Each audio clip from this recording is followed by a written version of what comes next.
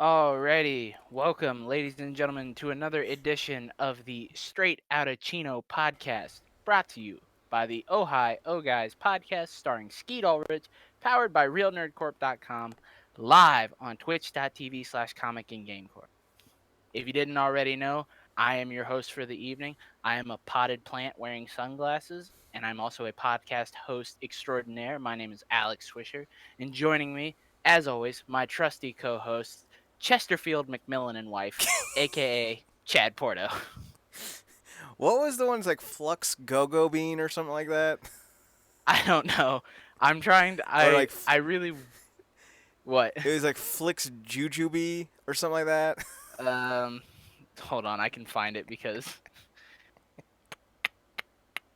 I literally have like as a recent tab on it. It's a list of all of his nicknames from throughout every single season. That's wonderful. I'm so glad. That show's amazing. USA Network used to have some pretty dope shows. Psych. Yeah. The one with the burn notice, that was pretty damn good. Burn notice, yeah. And that was it. I'm looking forward to the Psych movie #2 coming out this holiday season. Oh yeah. Oh yeah. All right. So while you go through that, we have Swisher has a confession for you people. He didn't finish season 2. Yeah, I didn't finish season 2. Guess who finished season 4 this morning? I did. Guess who slept 7 hours in 4 days? Me. Yeah, unfortunately, I can't do that. You believe me, I can't either. I am losing it. I'm double. I'm double fisting coffee, bro. I'm getting like 4 hours a night, and I'm like ready to die. I got 3 hours today. I was happy. Slept from noon to 3. So that was cool. I was at work. Well, I had to do work before noon and then after 3, so I was like, oh, I got about 3 hours to myself? What? No way. Okay. Nap time. I don't know what nickname you were looking for, but the only one that I can find that was close to that is Gee Buttersnaps. No, I remember that one. I'll have to look for it. All right, so we did a 3-hour podcast last week. We will not be going that deep this time. We can't because I have to work tomorrow too. We don't have that much to recap y'all on, so we're just we're gonna hit these their folks one at a time, and expand on what's going on in Mr. Seth Cohen's life. He is officially dating the lovely Sumer. Sumer's now dating Seth, and Sumer didn't do much in season 1, so you know. Season 4, she hits peak cuteness. She adopts a baby, not a baby, but she adopts a bunny. I'm telling you, I don't understand why people don't love Summer. I mean, the season sucks, but like, she's pretty fucking awesome. Also, our woman crusher this week, and it will be a WCW themed OC month of WCW, so expect a plethora. As soon as I saw that come up on my Instagram feed, I was like, he's in too deep. Well, much like what's that? Oh God, what's that fucking song? You're in too deep, and I'm trying to think. It's in my head. It's some 41. Oh, it's some 41. Yeah, I thought you knew that.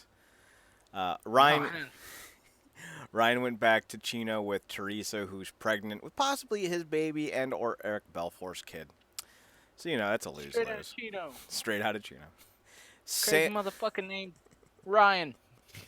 Sandy ended the season with his wife, kind of like, please don't go to Ryan. They're like, brrr. Then, of course, we have Kirsten's father, Caleb Nickel. By the by, Nickel might be my favorite name to say in this entire show. Nickel and dimes. Caleb ends the season getting married to Julie Cooper, which in itself is a nightmare. Although the thought of it makes me want to slit my wrists. I will say this, and you're not going to believe me, but I 100% guarantee you will when you see it. Season 4, Julie Cooper becomes one of the best characters in the show. Ah, she pulls a Dan Scott. She pulls a Dan Scott. Actually, it really starts to happen in season 3. But there's still some bullshit in season 3 with her. Because, she's bullshit. Oh, trust me, what I got up to with her in season 2, I wanted to fucking kill myself. What was she doing at that point in season 2? She's married. She's trying to control Marissa still.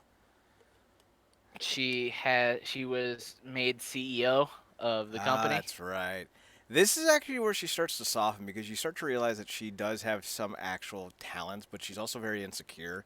So season 2 really does start to showcase what she'll become, but it's not perfect. No, like I get it. Like there are signs of that in season 1 with her. Like she's afraid of ending up where she was, when she was just a girl from Riverside. Mm-hmm. But man, she is just an outward bitch. Y'all. Speaking of season 2, mostly still the same as season 1, but now this time, Julie is married to Caleb, and her ex-husband, whose name escapes me at the moment, Jimmy. Jimmy. He's banging Kirsten's sister on a boat.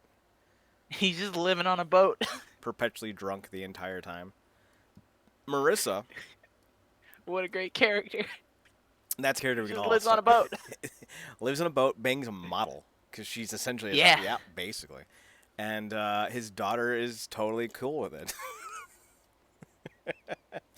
Marissa just saw smile and said, "What's up?" Marissa's just like, hey, at least you're not mom. Basically. Although that's her whole thing. Although in season 3 things do get stupid again with those two, Kirsten and not Kirsten, Marissa and Jimmy. Marissa is heartbroken over the departure of Ryan.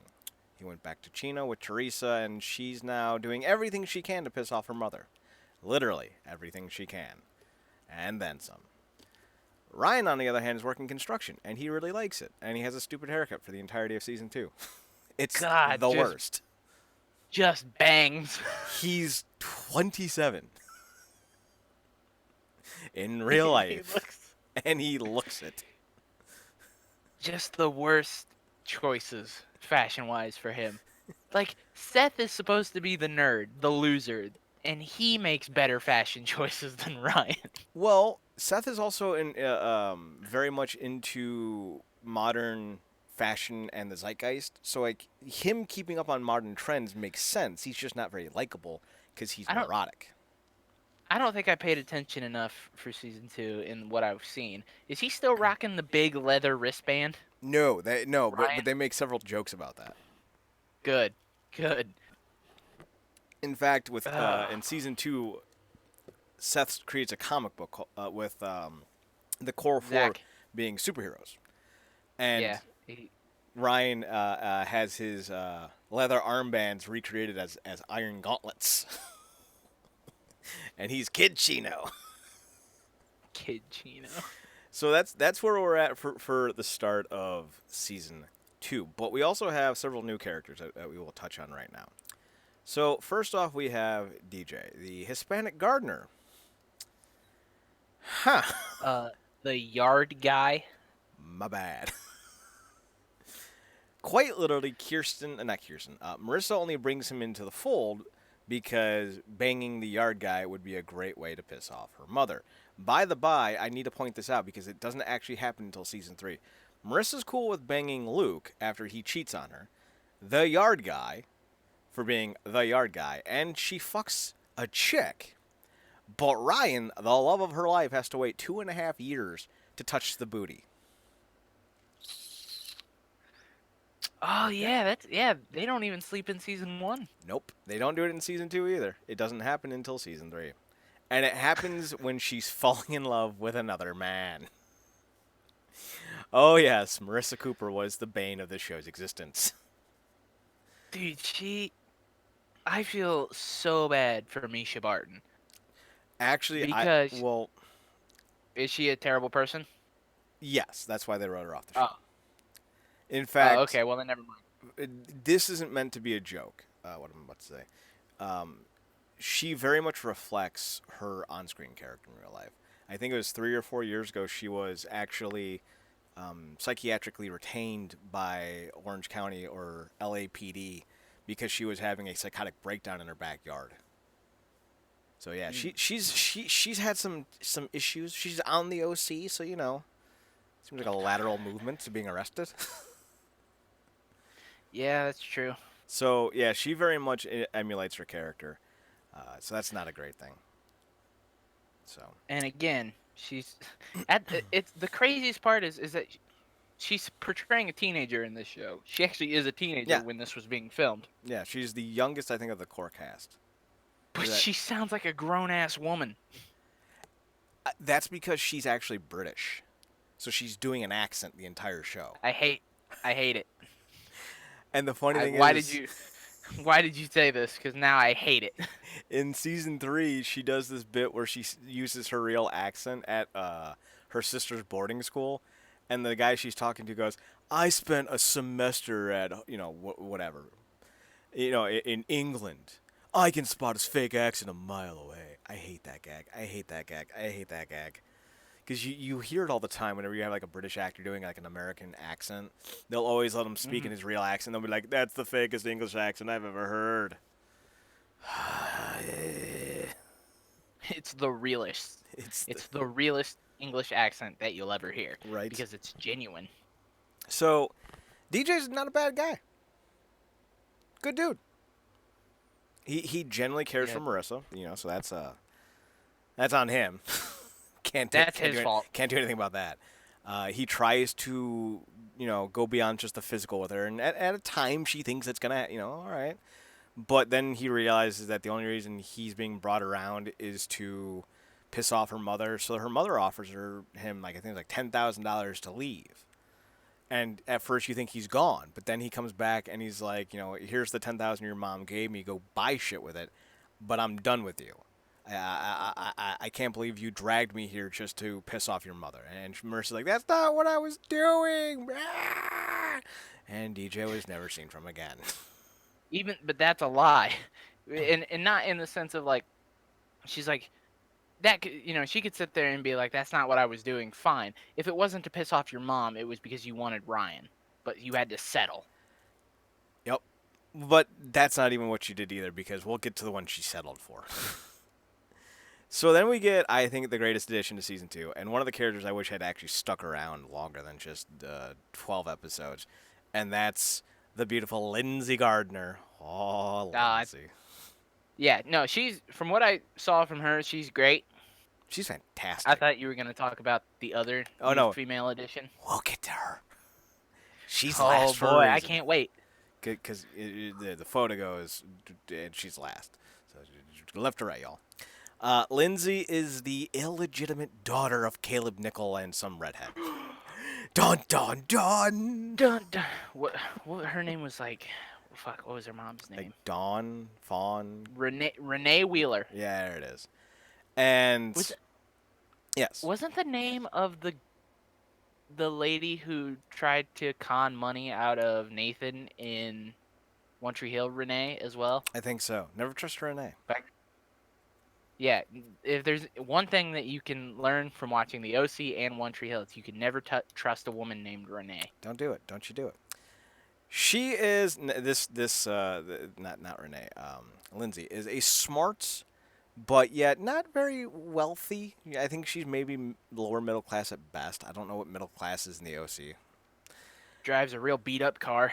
Beat to shit, but she seems nice, and her introduction is like the greatest slapstick affair of all time. Like I have three moods of laughter. Poor girl. I have 3 moods of laughter. I have acceptable, then I have internal chuckle. And then I had the... That's what I was doing. I was doing the third. That poor girl. Just coffee on the chest. Iced coffee to the chest. Elbow to the nose. Let's go through this beat by beat. So she arrives and she goes, "Hi, I'm new here. Is it all right if I park my car?" What a respectful young woman. Uh-huh. And then someone catty goes, "It is if you're fine being embarrassed." And she's like, "Okay." And then she's like, "Do you know where my..." And then they leave her, and she's like, "Oh, okay." Then she walks to go get coffee. And Ryan, who is all afluster after seeing Marissa, elbows her by accident, drops coffee on her. I think he even knocks her books out of her hands. And she just looks at him and goes, "What did I ever do to you?" And Yeah, I'm just like, "Oh my God, you poor little baby." so I can picture it perfectly in my head because this is one of the most vivid scenes that I remember from season 2. And he turns around and bumps into her, spilling his coffee all Yep. over her. He then turns back around to the counter to get napkins, and as he turns back to try and help her clean up, he full on elbows her in the nose, just wham right in the nose. Then, as he like tries to apologize to her and see if she's okay and try and clean it up, he knocks her books out of her hands and tries to help her, and also knocks her purse over, revealing all of her That's tampons and other right. things. He tries to help, and she says, "I think you've done enough. You can go." And she's like, "What did I ever do to you?" And then he tries to help her, and then he leaves.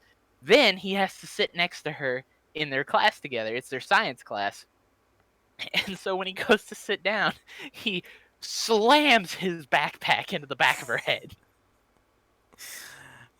Some welcoming committee. They get past this and they have natural chemistry. She thinks he's an idiot and is only there to copy off of her, essentially, and she just doesn't want to deal with it. Then she realizes that he's not actually just looking for an easy way to get an A.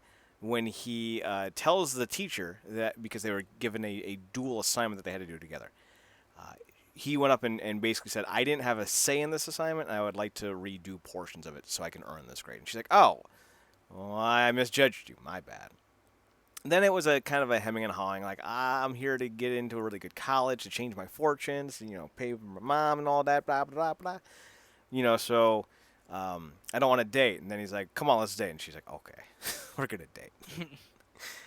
But then Chrismica happens. The Chrismica that almost wasn't. She finds out in the most devastating way possible who her father is. Now, this, like, I swear to God, this was like a Three Stooges episode brought to life. Yeah. So she doesn't want to go because to the Christmas party because she's not very festive. She's like, me and my mom just buy each other a gift and we exchange it on Christmas Day, and that's kind of it. I think there's Chinese food involved. And he's like, no, come, it'll be a big deal. It'll be awesome. You'll love it. So he talks her into it. But at this time, everyone starts to realize who she is or what she's written. Now, the core group doesn't know, but Sandy knows. And Sandy's like, well, she's involved with Caleb's case. Now, Caleb's being investigated for fraud because he's sending money to a woman who works for the government in the OC, which is Lindsey's mother. Now, they think that he's buying off Lindsey's mother, but what he's actually doing is supplying alimony. Well, not alimony, but it's more likely just child support to pay for his daughter.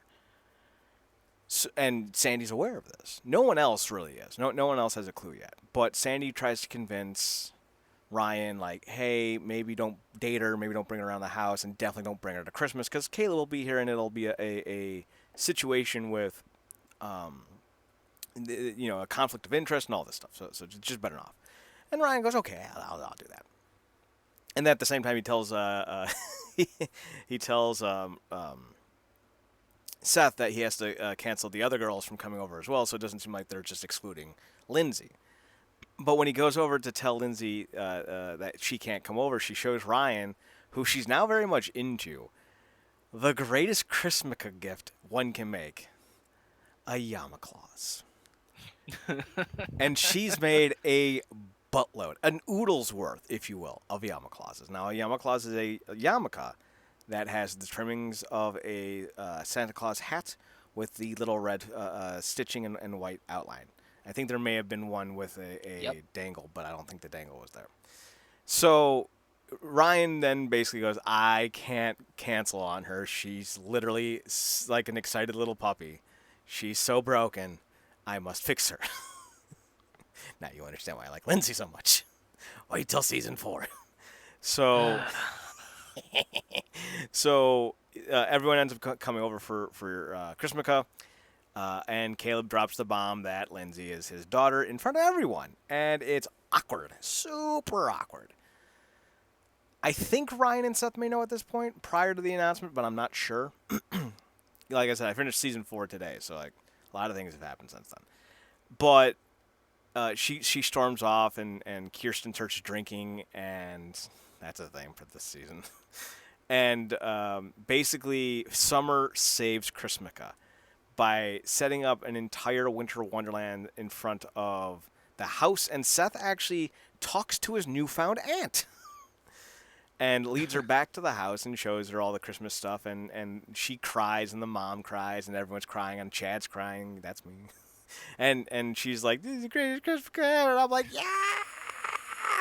What a hell of a line. And Chad's crying. That's me. So it's really great. She has like 3 arcs that are kind of intermingled. There's the you can't date my sister, Ryan, because you're my son. That would make her your aunt, and that's incestuous as shit. But No, then, that's not how that works. You're not related by blood. but, doesn't matter because it's how Kirsten feels. I don't give a shit. So she tells Lindsey that they can't hang out if she's going to date Ryan because that's her son. And Lindsey's like, this is some bullshit right here. Lindsey and Ryan break up, get back together. Things are happy. Kirsten gets over it. Minor story arc. Then there's the Ryan and Lindsey story arc. Basically, this is the healthiest relationship Ryan's ever been in or will ever be in. Yeah. They break up once because Ryan doesn't know how to navigate Kirsten's feelings with Lindsey, and he doesn't want Lindsey to lose the opportunity to have a sister. That's why they break up. Lindsey says that's dumb, big dumb, and Kirsten's like, nah, we good. So Ryan's like, we want to date, and Lindsey's like, okay. I like the idea. I like the idea of Lindsey walking up to Kirsten and be like, "You realize this is all big dumb, right?" And she like, I just like the idea of confused Kirsten being like, "Big dumb." Lindsey, I'm sorry, I'm really drunk right now.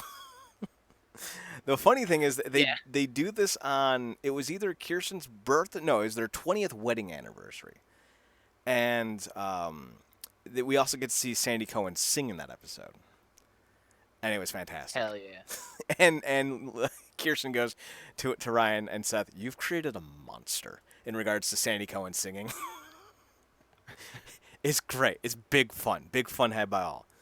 She ends up leaving, though, because on the day that Caleb Nickel was going to announce her as his legitimate daughter, our favorite cunt of the North, Julie Cooper Nickel, decides to tell Caleb, you should get a paternity test. Now, this is a girl who literally tells Ryan on like 12 different occasions, the only thing I ever wanted was a father, even if it's Caleb Nickel, even if it's Caleb Nickel. So she's very excited. She's the most excited little puppy at the pound. She gonna get adopted by her father, and it's a big deal. But then he drops the bombshell of the paternity test and wants to make sure. And she's like, I don't need to know. It's never been about money, blah, blah, blah. So she takes the test and finds out that she is, in fact, the daughter of Caleb Nickel. This is something that should make everyone happy. And the pretense is that she will move in with Caleb because her mother has taken a job in Chicago with as Lindsey says, real family. Near real family. So, the mother wants to start over. Lindsey's going to live with her father so she can continue to go to Harbor.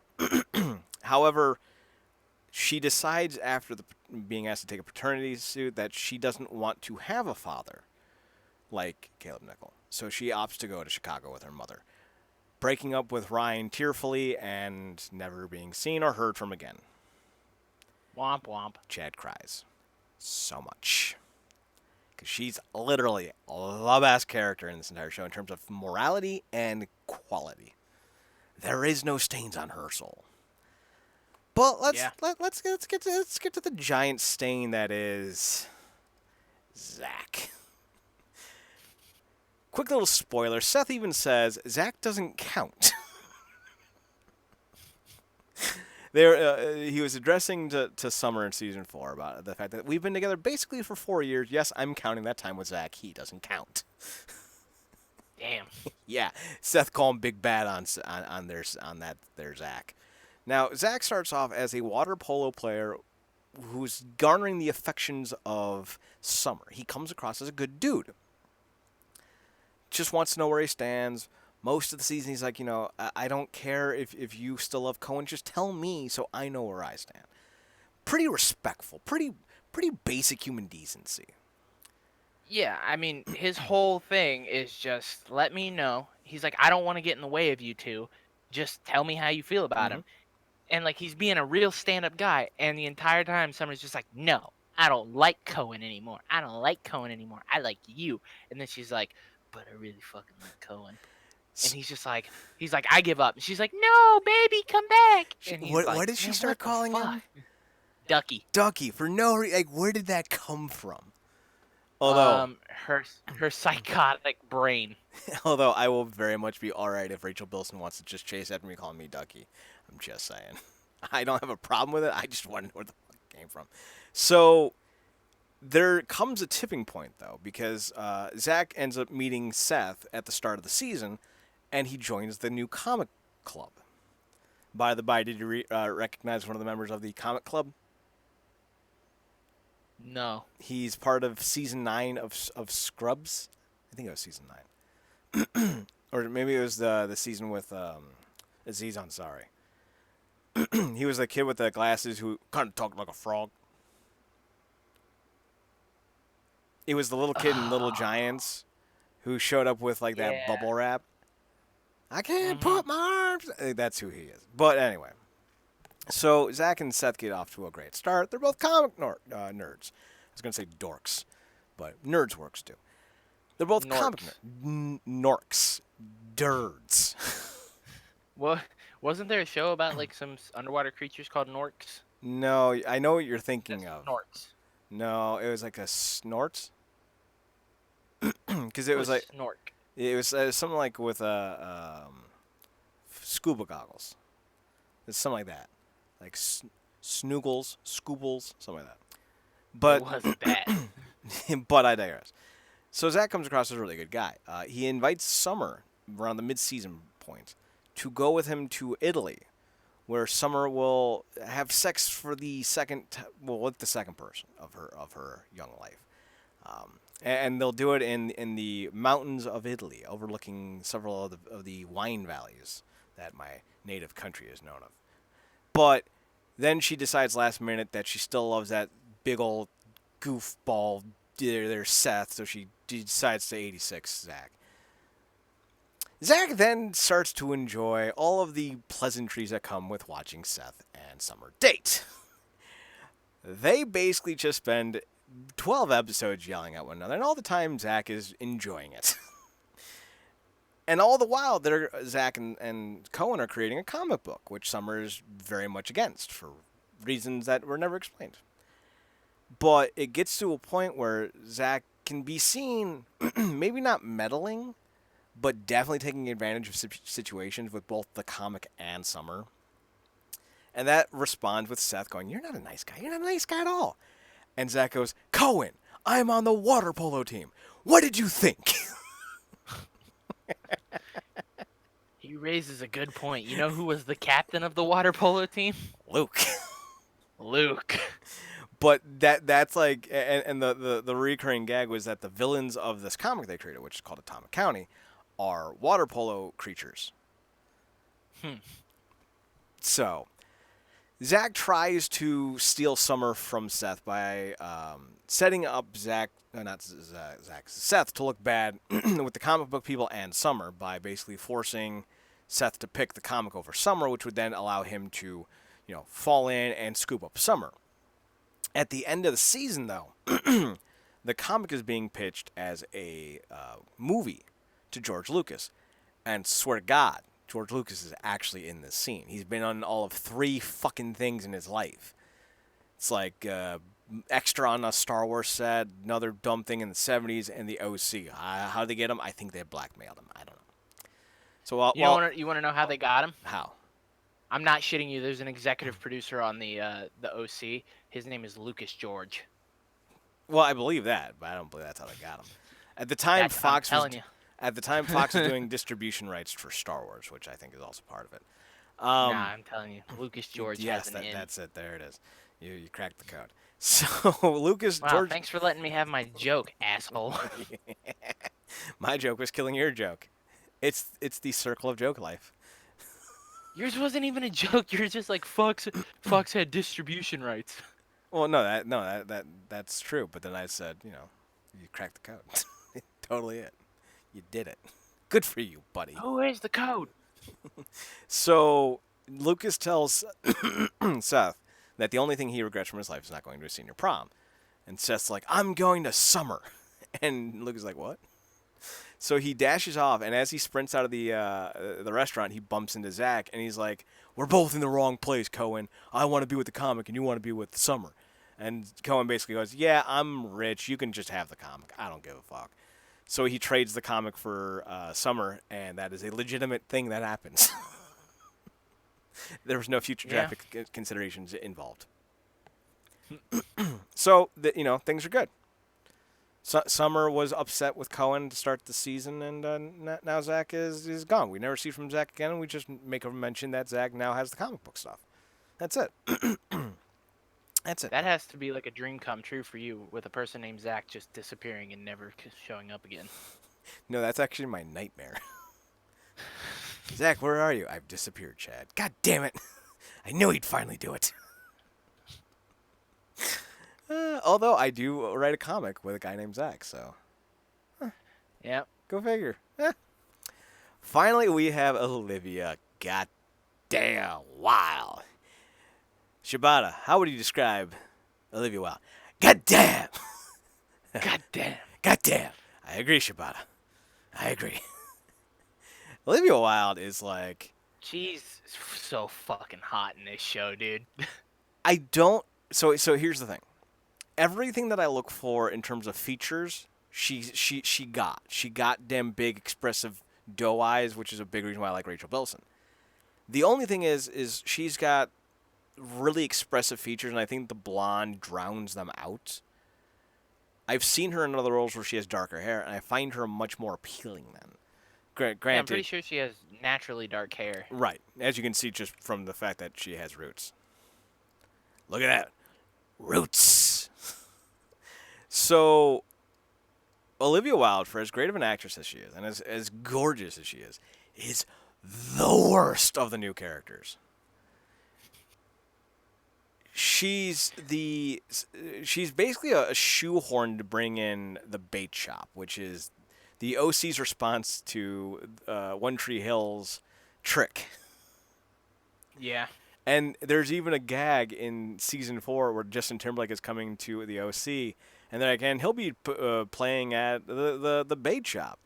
And then the news broadcaster goes, how does this little tiny venue keep getting such major names? And we're all like, yeah, how does that keep happening? So they're locked into a contract with Gavin DeGraw. Oh, wait. Wrong show. So yeah, I'll give you the rights to my song, but I have to be in like 7 episodes. I think it was the inverse, actually. Hey, we'll market your shows, your music, sweet, but you're going to be in like 7 episodes. God damn it. Fuck. And one of them is just going to be you singing to a 9-year-old. That seems wrong. So Olivia Wilde's the manager of the new bait shop. And Seth wants to find work so he can prove to Summer that he's matured. And doing so, he ends up kind of falling for the vixen that is Alex. They hook up. She's a mess. She's 17 going on 40. You're not wrong. No, I'm not. She dresses like she's a Whitesnake fan, smokes like she's a Chainsmokers fan, and sleeps with anyone like she's, well, a Chainsmokers fan. So, Ooh, yeah. Harsh burn at the Chainsmokers fans, I guess. Who was that? Hollywood Undead. They broke up, so I got to find someone new. 303. There it is. So she ends up starting to see Seth, and Seth starts to go on a bit of a rebellious streak because of this. And rebellious streak. yeah, he starts sneaking out. He sneaks out. He steals his grandfather's Aston Martin. Well, it's more like borrowing. His Yeah, I words. know. His words. You stole that? Well, it's more like borrowing. It's my grandfather's. And then he gets arrested. Something Seth will do a lot of, actually. And that would be something you would expect Ryan, but no, it's actually Seth who gets arrested a lot in this series. So he tries to, show her how cool he is, and essentially, Sandy tells her, he respects you, he looks up to you. You need to be an adult and tell him what's up, because he won't listen to me. And she basically does. She's like, I like you, Seth, but I actually like your father too, not in like a pervy way. But she's like, my father would never come looking for me, let alone tell someone I like to stay away from me. So she's very envious of his life. But Seth and her end up reconciling, and things are okay until Seth finds out that she's bisexual, which is not a problem. It's a fantasy for Seth, quite honestly. But he doesn't like the fact that Alex didn't tell him about the fact that her girlfriend had come back to the OC looking to get back together, which is, I think, actually a fair criticism. If I'm dating someone and your ex comes back in town randomly, you don't tell me until the very last minute when I've already found out what's going on. And you don't know what you're doing with her. Yeah, it's a good reason to break up. So they split. The girlfriend ends up being the chick from Waiting. Have you seen Waiting? Yes. Do you remember the lesbian bartender? Yep. That's who Alex's girlfriend was. So apparently she has a type. So essentially, Marissa ends up starts hanging out with Alex, and Marissa, I guess, goes through a phase, and she starts fucking Alex. No known footage of these scenes exists. Alex then starts to realize that Marissa still very much cares for Ryan, and then quite literally threatens Ryan that if you ever show up to talk to Marissa again, I'll kill you. And Ryan's like, that's adorable. Tell me how. So Ryan starts helping Marissa build like this Trojan horse thing for the year-end celebration. And Alex shows up with two Goon Squad guys. And as the three of them are walking up on Marissa and Ryan and a whole group of Harbor students, Ryan smiled because he knows he's going to have to kill someone. Ryan's anger issues are coming back. But Alex and Marissa do the noble thing and talk it out and break up, if they hadn't already at this point. Alex then disappears, leaving her apartment unit open for new tenants. That's the new foursome for this group. The only one that really lasts all year is Zach. He's probably in 18 episodes, I'd say, give or take, which is far more than any of the others. DJ's definitely in the lowest amount. Probably a tie between Alex and Lindsey. Overall, not bad. I thought the new characters were fine additions and served their purpose as well. I just don't think, especially with DJ, wasn't really flushed out. DJ was a mistake. The other new character that was introduced not introduced, but expanded upon, was Ryan's brother, Trey, who's out of Chino and living with the Coens. And for 4 episodes, he's a bad guy, I'm going to give him a chance. He's a bad guy, I'm going to give him a chance. He's a bad guy, I'm going to give him a chance. Then he's like, I'm just going to give him a chance. He's no longer a bad guy. And then he tries to rape Marissa. Yep. He's back on the bad guy list. Ryan finds out, and the season finale happens. But let's get there when we get there. So let's hit this one by one. Let's start with episode number 1, The Distance. I hear that, I think the reason, and now I have Hoobastank stuck in my head. So there you go. So Ryan's working construction, Teresa's pregnant, Sandy's trying to convince Seth to come home because Seth sailed all the way to Portland. Well, he sailed to Anaheim, then got a bus to Portland. Yeah.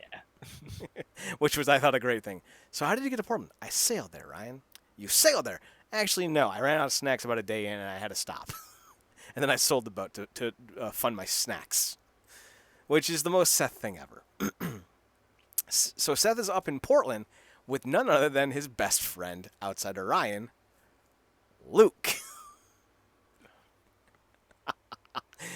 I fucking love this cameo. Fantastic. It was so great. They're still playing sports games, and Seth still goes, Luke, the sports games. Seth's also kind of quasi-dating one of the people that he works with, and Luke is telling Seth, you got to nail her before the summer's over, and Seth's like, why the rush? I'm going to be here forever. I love Portland. Sandy shows up, doesn't convince him to come back. Ryan shows up, and Seth's like, I'm coming home, brother. But before they make that announcement, Ryan gets a call from Teresa, and Teresa tells Ryan, I've lost the baby. So Ryan decides that he's going to return to Orange County because despite his protests and desires to be a good guy, Teresa tells him, I don't want you to come back. I know you weren't happy. So Ryan goes home, and Teresa tells her mother that she did it, that it's over, and they hug and tear. It's heavily implied, and we do find out later on in the season, that Teresa was lying to Ryan because she didn't want Ryan to throw his life away for a baby that may not have been his. Teresa, like I said to you last week, is a good character. She got the big heart and the wonderful feelings. And God, she's sexy. She's all the sexy.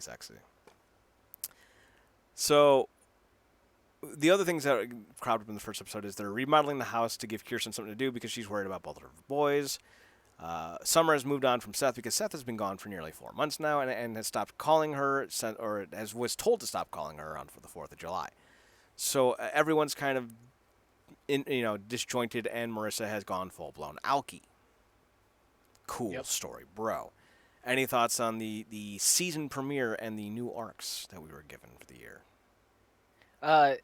So the season premiere was really good because I think it showed how much effort they tried to put into Ryan and making him a more fleshed out character, because he was a mannequin in season 1. He was like a sounding board. People talked at him and got zero response besides a facial expression. And he was angry. He was very angry. This is true. But he's a much more fleshed out character in season 2, and they do a good job of showing that in the first episode. Mm-hmm. He's very much a man now. In the way we were, man. yes, such a man. So we are back at Harbor, I believe, for the way we were. This is where we get introduced to a few new characters. Haley ends up leaving Jimmy. She goes to Japan to start a clothing line with her best friend. And I no longer get to see Haley in the bathing suit. God damn. Shabbat, how do we feel about that? God damn. I concur. I agree. So in the third episode, the New Kids on the Block, which I think is a great name, we get the introduction to several of the new characters. I believe this was Caleb's legal issues started to be sorted out, as well as the debut of not Kelly, Alex. Things are still a little bit staticky. Marissa and Ryan, though, nearly get back together. Yep. I think it was at the second episode they do this, or maybe it was the third. They go to they're supposed to go to the carnival, which I told you before. There's literally one in the first 3 seasons. But when he goes to pick her up, she's dealing with DJ, and he's like, "Nah, I'm good." Yeah. So Ryan's done with Marissa. Then we have the new era, where the new era is a great episode. Seth sets Ryan up with Alex, even though Seth likes Alex. Mm-hmm. When he does this, he does it because he wants Ryan to set him up, Seth being, with Lindsey, because she's hot. Duh. So Ryan's like, okay, I guess. So Ryan goes to Lindsey and goes, hey, I was wondering what you were doing tomorrow night and if you wanted to go out. And Lindsey immediately jumps at it because the brooding bad boy with blonde hair who's 29, 36, asked her out, and she's got daddy issues. Fair enough. But then she realized that, yeah. Then she realized that it was actually Ryan asking on behalf of Seth. So they go on this date to the club, and they listen to some indie rock band. Alex and Ryan have literally nothing in common, and Lindsey's just being talked at incessantly by Seth all about Summer. Do you really not remember what band it was? I want to say it was Death Cab, but there was like a Nope. who was it then? Coming out of my cage and I've been doing just fine, but I Oh, gotta it's sit the down Killers. because I want it all. Yep, it was the Killers. Oh, there you go, the Killers. When the show still had a budget. So they end up swapping dates. Alex and Seth make out at the end, and Ryan does the most Lindsay thing possible and talks to her at a bus stop for hours at end. So that's funny. At the same time, Marissa and Summer are dealing with their respective love issues with their respective paramours, and Zach's kind of getting I fed up love with all Paramore. I was more of a Flyleaf fan myself. And Summer's talking to Zach incessantly about Seth, and that's pissing off Zach. So, you know, the issues. So then we get the snow scene. Ryan asks Lindsey to go to the prom, or not the prom, the snow sea. And Lindsay's basically decided that she needs to focus on her studies for some reason. Like what? She decided that get fucked scrub. That was her official decision on the matter. I think she had a shirt printed out. It was in the fourth scene of the episode. Get fucked, scrub. the she even wore it to school. It actually said I'm sorry, I misquoted. It actually said get bent fuck face. Is what it said. So during this, That whole interaction was just she was like, "Yeah, it's probably better off if we're just friends." And Ben McKenzie making a very confused face. Ben McKenzie didn't need to act because he was very confused about that scene.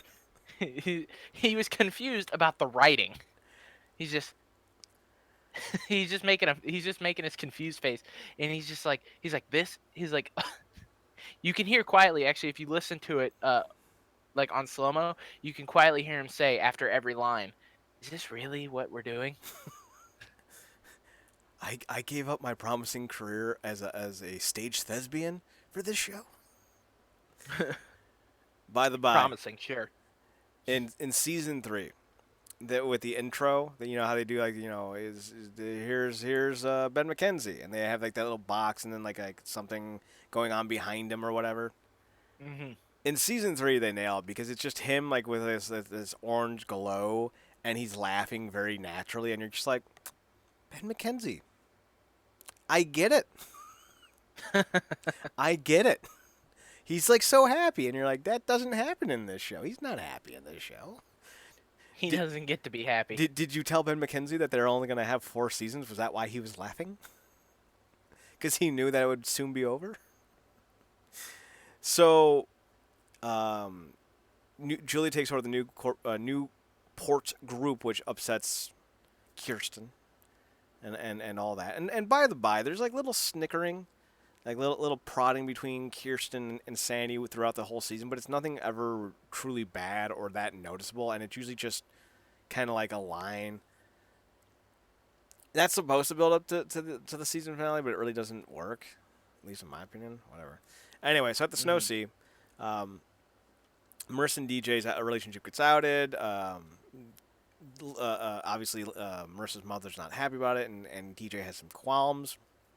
But he goes to the Snow Sea to pick her up, and Ryan ends up doing the most gentlemanly thing possible because his date's not there. And he gives Marissa his coat and tie to give to DJ so that they can go dance together. And at the same time, Julie and I can't even remember his fucking name. Jimmy. Julie and Jimmy start fucking on the side. The whores. So Ryan then goes over to Lindsay's house, knocks on the door, and wins her heart because she's a big sappy chick. She's so broken. They spend all night talking at the bus stop. Again, That was the first episode. Or no, that was the episode where they all went to That was bait the shop to episode see prior. the killers. Yeah. Yeah. So now they're full blown dating. Then we get the Chrismica. That almost was an episode. Big tears. Big tears.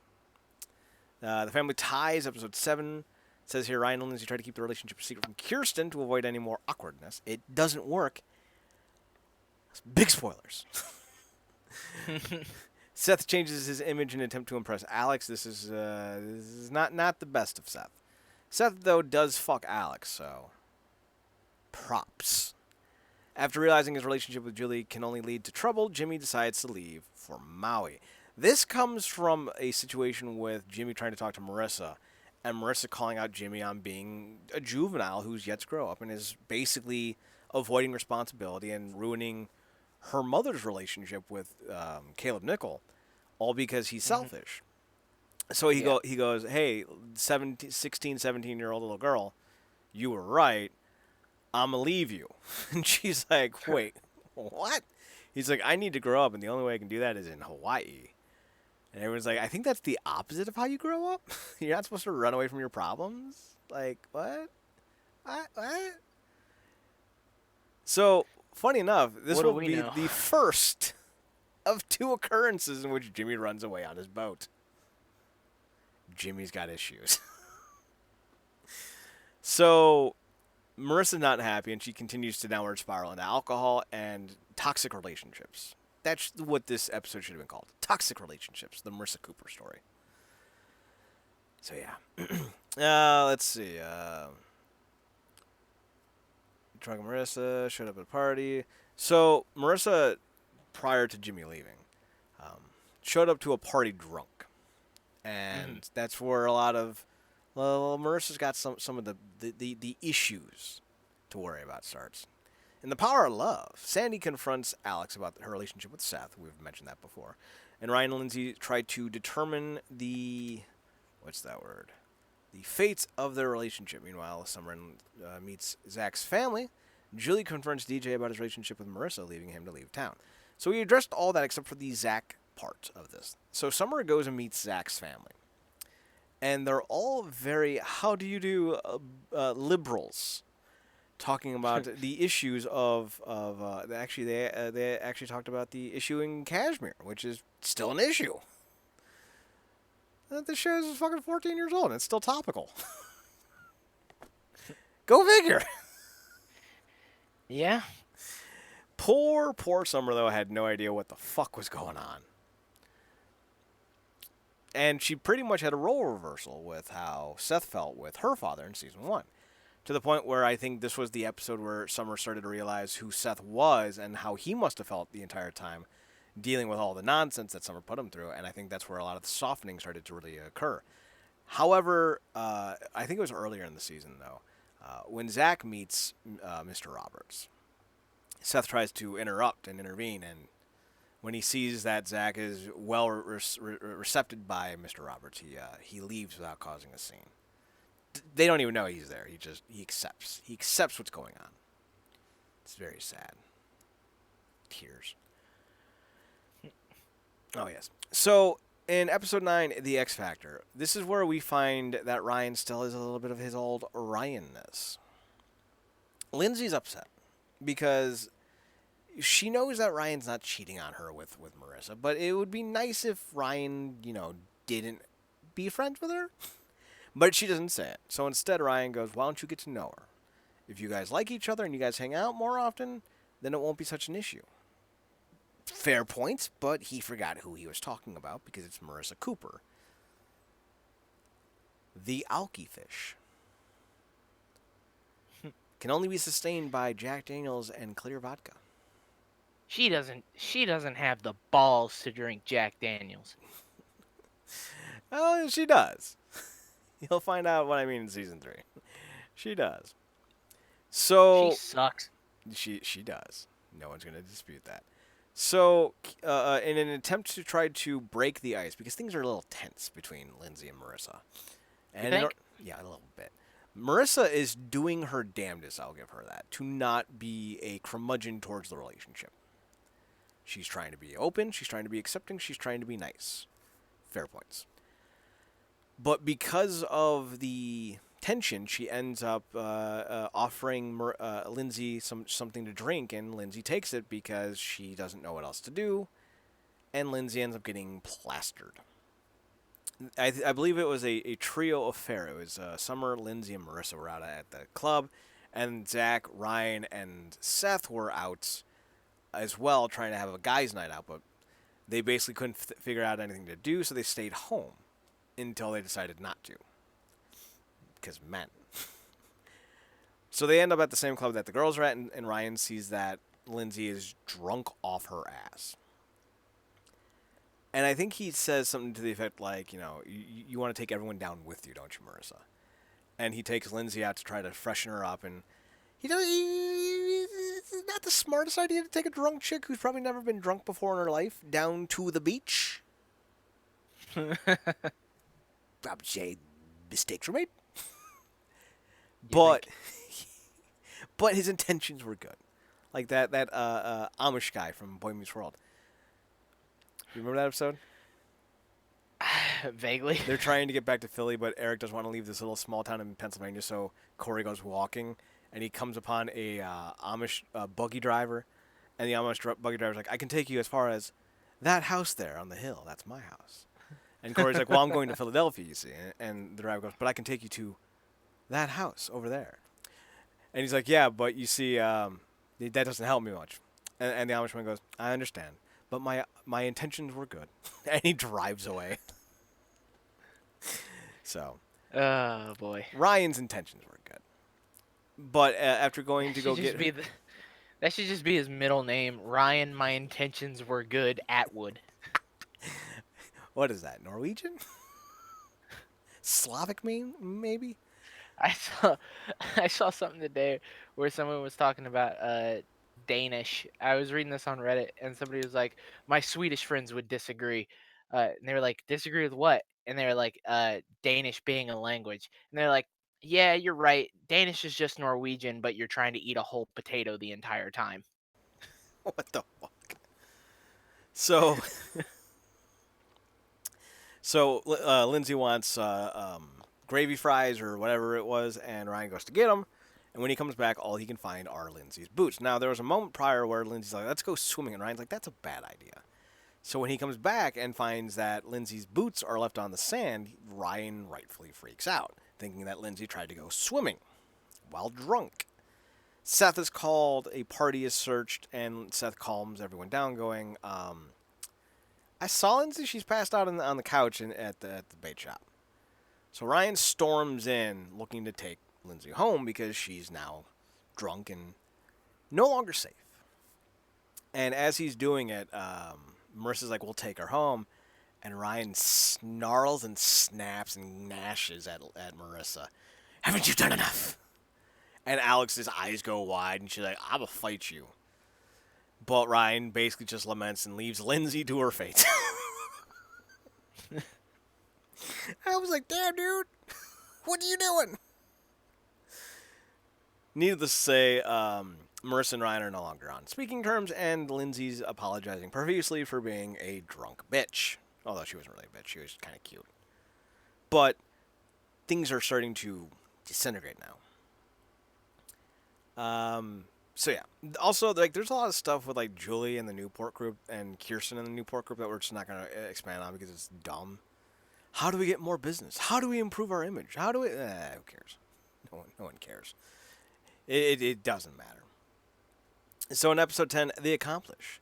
This is the last episode you said you saw? Yeah. So I believe this was the one where... Did you see the episode where Ryan tries to play pool with Caleb?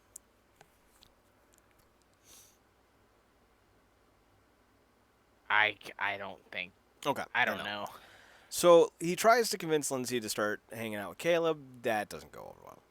Seth and Zach team up to create the comic book in this episode, which actually created some really cool characters and would be the majority of the Seth arc for Season 2 outside of whatever happened with Summer. And this was also the start of the relationship issues with Sandy and Kirsten. Sandy helps his old law professor who has had multiple strokes and might be, well, is expected to be biting the big one here momentarily. So he promises to help her find his daughter because she's on the run from Johnny Law.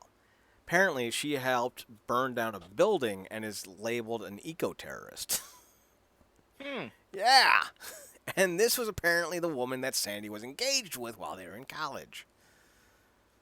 So Kirsten automatically thinks that Sandy's cheating on her. Because it's Kirsten. It never goes beyond just a kiss from the girl to Seth. I forget her name. Her name's not really all that important. Although, Rebecca, that's what it is. So they end up looking for her and find out that she's dead, which makes Kirsten a little happy. Because now Sandy won't leave her for a person she feels is more of a natural fit. But at the end of the episode, Rebecca's alive. Shocking! Big shocker. Shocking surprise number 1. In episode 11, The Second Chance, Kirsten arranges a dinner and invites Lindsey, Ryan, and Caleb. The dinner does not go well because Caleb's a giant dingus. Ha! We also find out that both Caleb and Lindsey share a fondness of classical music. So, you know, big dumb. Sandy Wow. keeps Rebecca's presence in Newport. Yes? What a fantastic personality trait. Right? We like old music that has no real bearing on anything. All right. Cool story. Rebecca's presence in Newport is a secret, although it doesn't stay one. Meanwhile, Marissa and Alex are getting closer. This is when the canoodling turns into the cunnilingus. I did it. I didn't think I could do it. I did it. Yeah. High five, Chad. High five, Chad. Just trying to pull that off, and I did it. Alliterations. Really? Nothing? Wait, hold on. Wait, what were you saying? I said this is when they went from canoodling to cunnilingus. I'm glad I wasn't listening.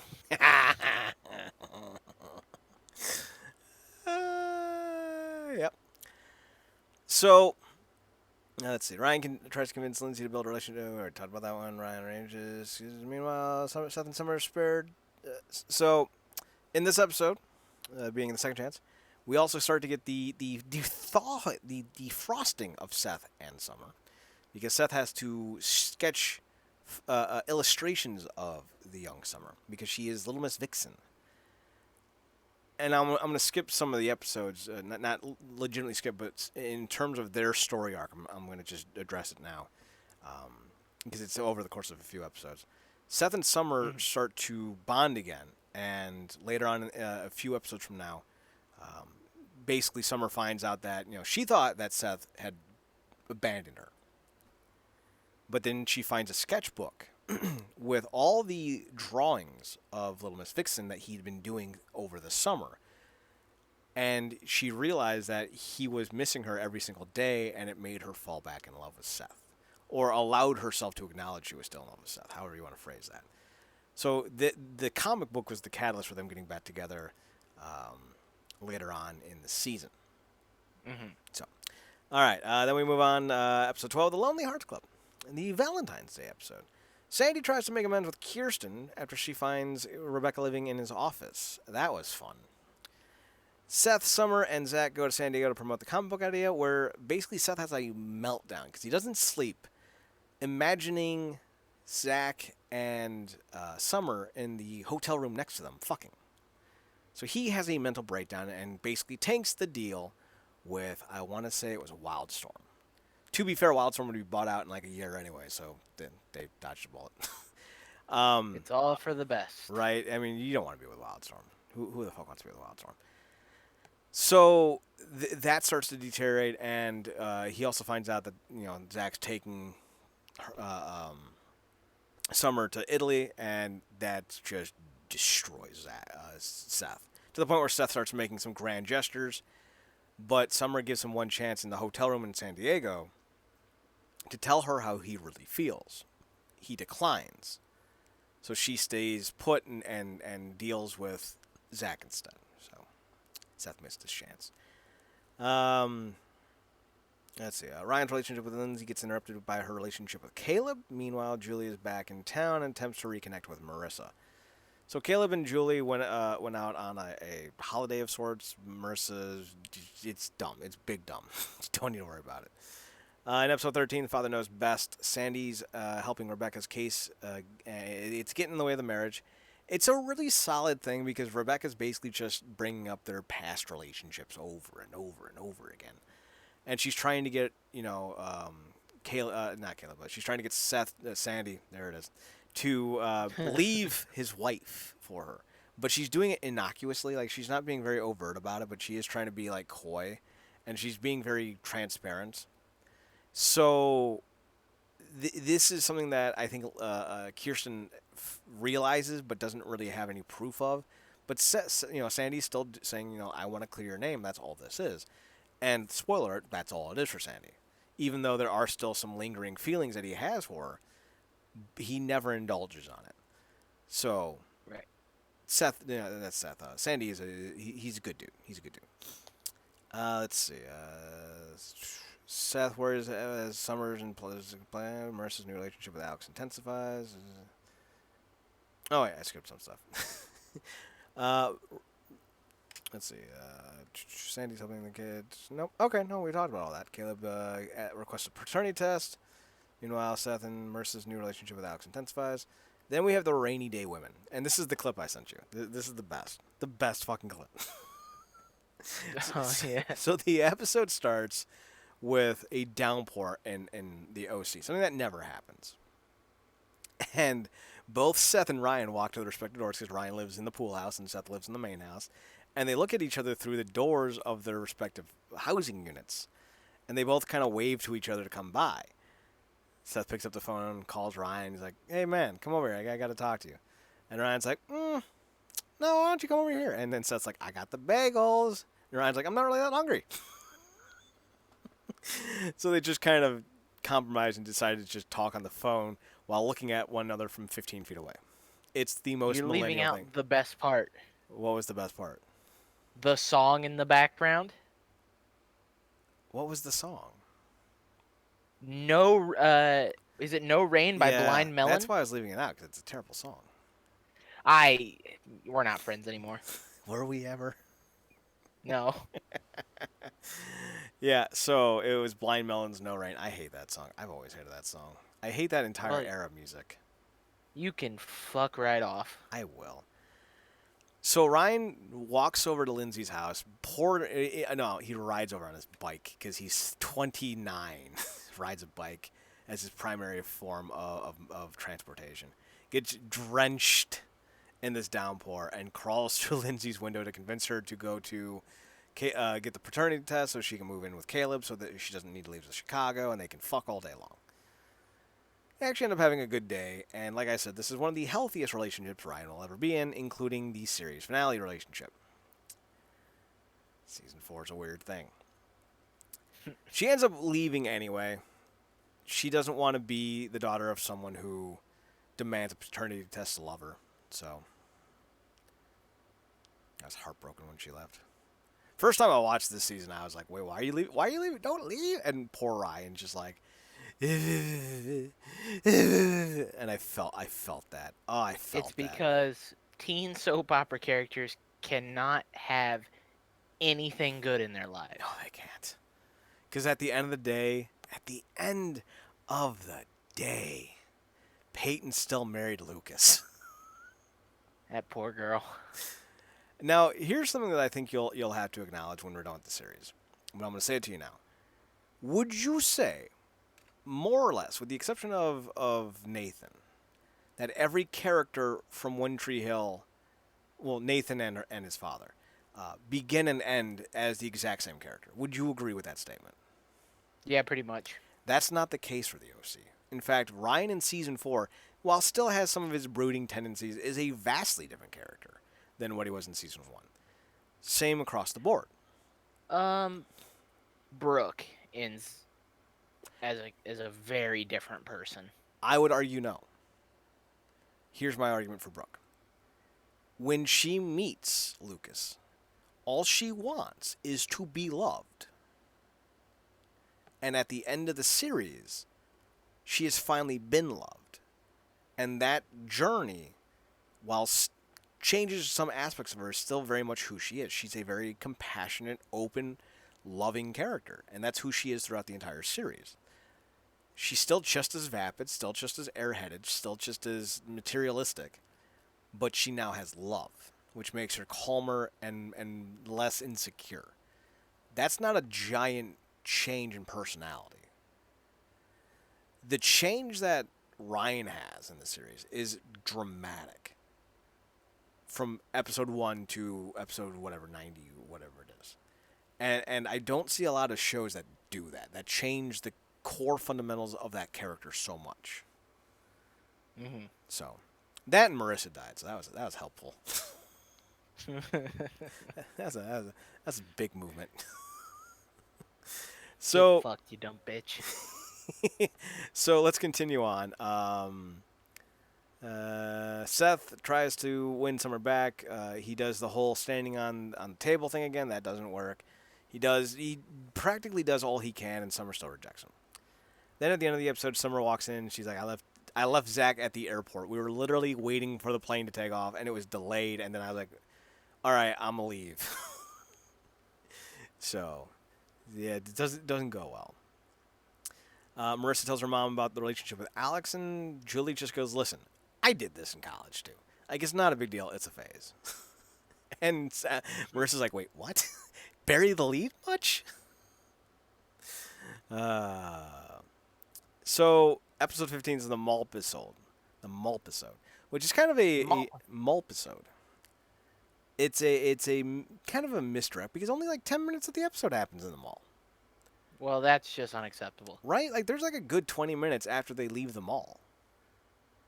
So the core premise of the episode is that the 4 kids go to the mall for a charity drive to drop off clothes, and they get locked in because the room they were in was being handled by Amber Heard. No joke. No joke. Amber Heard is the attendant on duty in this episode, and she leaves them in the room locked. So they escape. Marissa confesses to Summer that she still has feelings for Ryan, as Ryan is crawling through the air vents, John McClane style. So that's something. They then kind of all commingle, have fun. They play like a little game of hockey.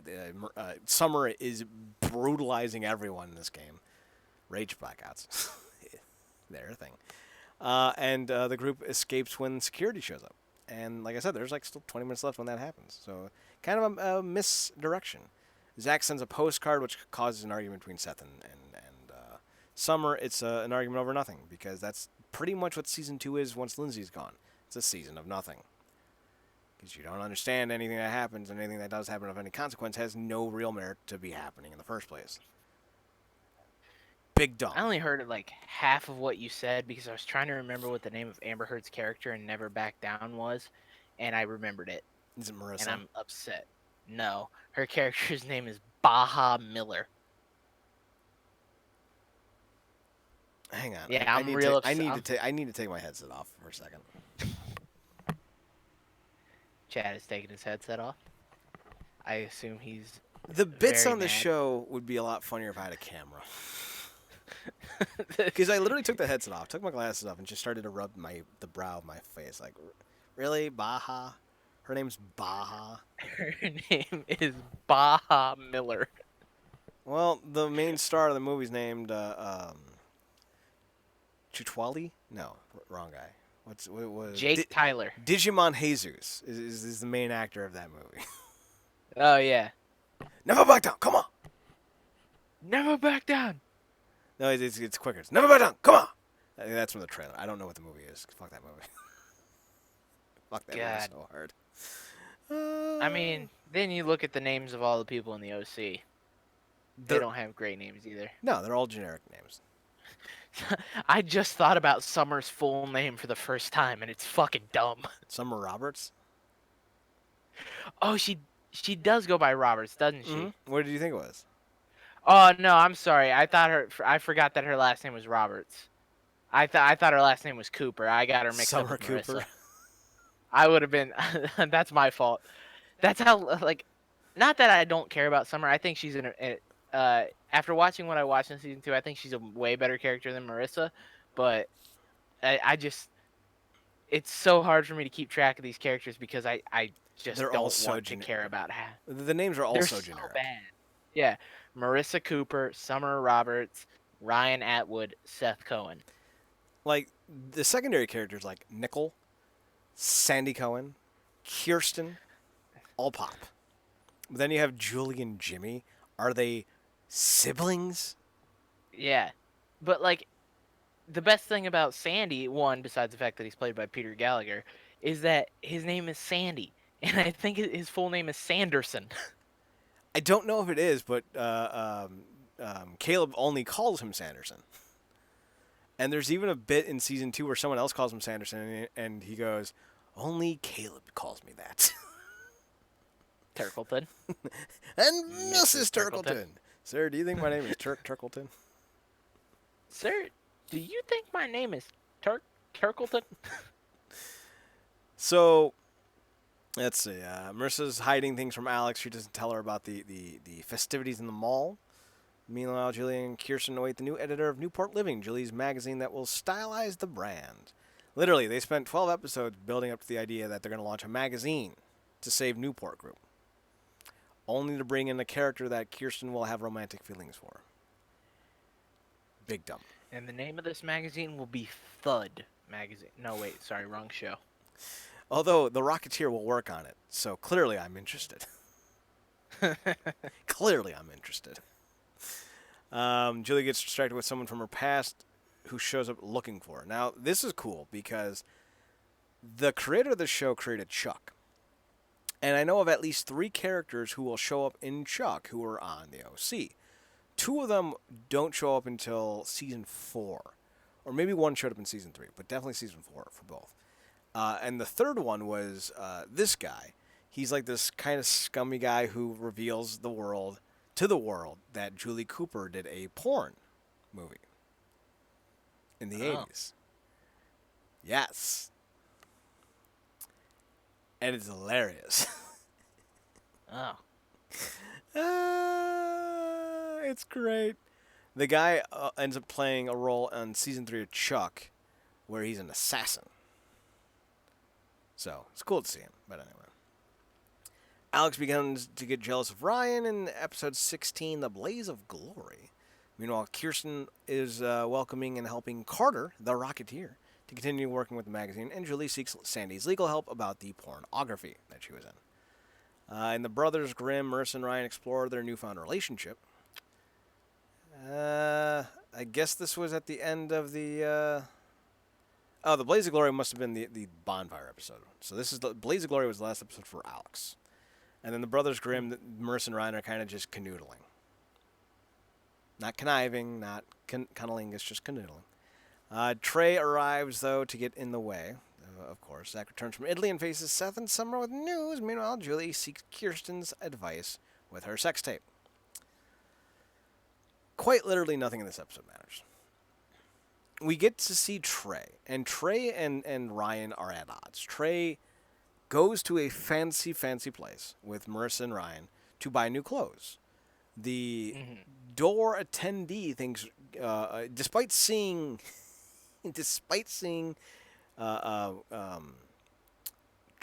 Trey pay for everything, still asks to see his bag.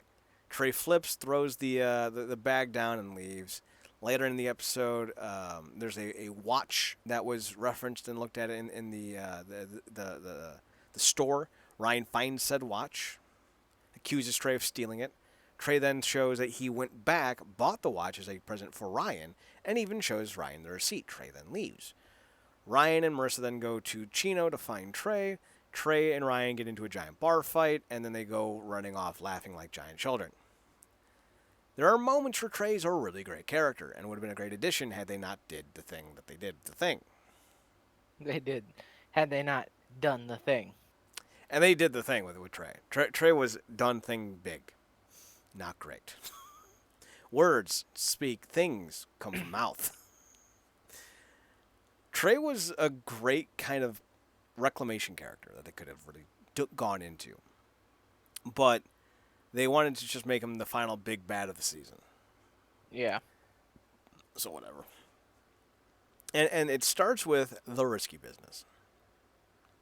So the kids get wrapped up or roped in to doing a charity auction because that's all this show ever fucking does, charity auctions. And Trey's helping Sandy out, and he finds that one of the auction items for sale is the glass egg from Risky Business. It's worth 10 grand. So Trey hawks it, and there's another character that I just remember that pops up, or an actor, I should say, that pops up in this episode who will later go on to be a actor on Chuck. The Chuckness is going to happen, believe you me. Don't know when, but it's going to happen. So they end up selling the egg, stealing the egg back, and returning it. And Sandy goes, I don't care that you guys broke the law. I just wish you would have called me. Because Sandy, he's not so much worried about them making the right decision, just as long as he's there to bail them out. Sandy Cohen, everyone. Father of the Year.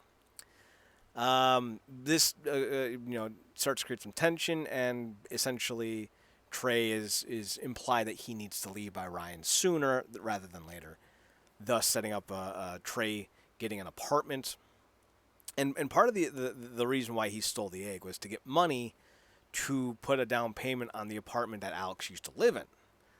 Trey was going to move into the apartment, and he was going to be a handyman to help pay for things. But the guy says, I did a background check. I don't trust you being a handyman, but the apartment's still yours because I think you're a good dude.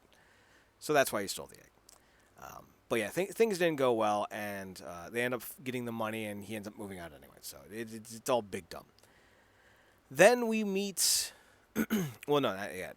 Carter helps Zach and Seth get noticed by another publisher, and then we get introduced to a new character stemming from that named Reed. Reed is played by not Julie the Cat Gaffney. Who was the other chick on the Mighty Ducks? Do you remember? No. It was Aberman's girlfriend. Do you remember Aberman? Do you remember Barely. D2? Barely. God damn. So young. She's the chick from that. So Okay. This obviously sets up some issues with Zach and Summer and Seth. Zach and this chick start to kind of have a thing, while Summer gets mad at Seth for not telling her that it was a chick that they were working with. So big dumb. Caleb and Julie leave to avoid public humiliation because Julie's sex tape has been revealed to the community, thanks to Julie's ex-boyfriend, who was the proprietor and blackmailer of the VHS. He goes... Caleb is told about this. Goes with the money to pay off the guy. Gives him the money, gets the master copy of the VHS, then has has his goons beat up the smut peddler, which results in this blowing up in their faces. So, Caleb, the douchebag. Let's see. Marissa convinces Ryan to help throw a party for Trey. This is a great episode, actually. So they're living in Caleb's big ol' ass mansion, and they throw a giant rager for Trey. Trey meets this coked out little blonde sex bunny, and they fuck. Then the blonde bunny falls into the pool, nearly dies. Turns out she has ecstasy in her system. How'd she get the ecstasy? Well, the police arrive, and they're going to arrest the owner of the house, but Caleb Nichols out of town, so they're going to arrest Marissa instead. And Trey goes, I brought the ecstasy. I gave it to her. So they arrest Trey. And naturally everyone goes, Ryan, don't jump to conclusions. And Ryan's like, I'm actually not. And they're like, wait, what? Ryan's like, no, I don't think Trey brought it. And they're like, why would you say that, Ryan? Why don't you think he brought it? Ryan goes, I think Trey saw Marissa about to get in trouble, and he took the blame himself. Why do you think that? Because I was about to do the same thing. So the Atwood boys, they're both stupid. Idiots. Both idiots. So, Trey's like, yeah, I didn't do it. It wasn't my fault. And they're like, all right, let's try to investigate this. But that's in the next episode. The party gets out of control. Summer finally meets Reed, which doesn't go well. Sandy and Carter's relationship begins to grow. I believe this was when Sandy sets Carter up on a date with a hot chick, which does not go over well with Kirsten, but she keeps her feelings in check because she's a wasp. Can't forget that. Maybe maybe she's an Episcopalian, maybe, but like she's kind of repressed. Not gonna lie. Julie returns and decides to confront Lance. Lance is the porn peddling pornographer guy, and they end up having a good reconciliation, and things are fine between the two of them. In fact, Lance even suggests to Julie later on in the season, "How about I kill Caleb for you?" And Julie goes, "That's not who you are, Lance. You're a petty criminal. You're not a murderer." But wait until you find out what Julie tries to do. Then in OC Confidential, Sandy, Ryan, and Marissa go out on an investigation to try to find the truth about Trey. This is actually a really good episode. Like they had 2 strong episodes back to back. So I'm going to keep the details of that one confidential because it's really good. Kirsten and Carter take a trip to the wine country where Carter tries to make a pass at Kirsten, but Kirsten's like drunk and Carter's drunk, and they're like, let's just get this hotel room at the winery. And they're like, okay. And then Kirsten's saved by a bellhop, an attendee, if you will, saying, oh, miss, I can call you guys a car so you guys can get back to Orange County tonight. And Kirsten's like, yeah, we're going to take that option. So nothing happens, but it almost happened. And that's almost an almost thing to worry about. Caleb returns to Europe and rebuffs Julie's romantic advances. So the relationship between Julie and Caleb starts to fizzle. Julie returned from their trip before Caleb because Caleb wouldn't even look at her. Things are falling apart, and I think in this episode, actually, Julie essentially says, if you want a divorce, just say it. And Caleb goes, let's give it another chance. So Caleb is all kinds of big dumb. Then in 21 is the return of the Nana. The Nana is dating someone 10 years her junior. And Sandy successfully snuffs out the fact that this guy is just interested in Nana for all of her money and the beachside condo that that Sandy had bought his mother that she refuses to use. So he ends up leaving, and the Nana has to deal with that. And so it's a big dumb thing. Another Jewish guilt episode. Very heavy in the Jewish guilt with this one. And she's delaying, like, it's so great to see you guys. I wish my son would travel here more often, though. Turns out we also find out the truth about Seth. He's actually 90. Seth goes to his grandmother's old folks' home, and he fits in like a glove. He's beaten everyone in shuffleboard. He's hanging out with all the old people. And I think he even says at one point, Ryan, these are my people. So, this is something that gets discussed in season 1. Yes, but it's kind of tongue-in-cheek with what's her name? Anna. Yeah, with Anna. Like, you think it's kind of just a bit. It's not. It's not. He so meant not. It. Yes, he did. He meant every single word that he said to Anna, which would probably freak Anna out if she knew that it wasn't just a bit. But along the way, they meet a young girl who's visiting her grandmother, and she asks Seth to help her in a dance competition. Seth going, well, what's the harm? They go to basically the MTV spring break of the OC world, and it turns out not to be a dance contest. It's a eating whipped cream off of her bikini-clad body contest. Hell yeah. Turns out, though, she's devoutly religious, goes to a Christian college, and is dating a devoutly religious man, well, college guy, who shows up in force with his Bible study buddies to rain down the wrath of righteous indignation on the pervert's head who is corrupting his girlfriend. And the funny part is when Ryan meets these gentlemen, he goes, who are they? Your water polo team or your fight club or something like that? Your gang? And the guy goes, no, these are my Bible study brothers. And Ryan just goes, uh-huh.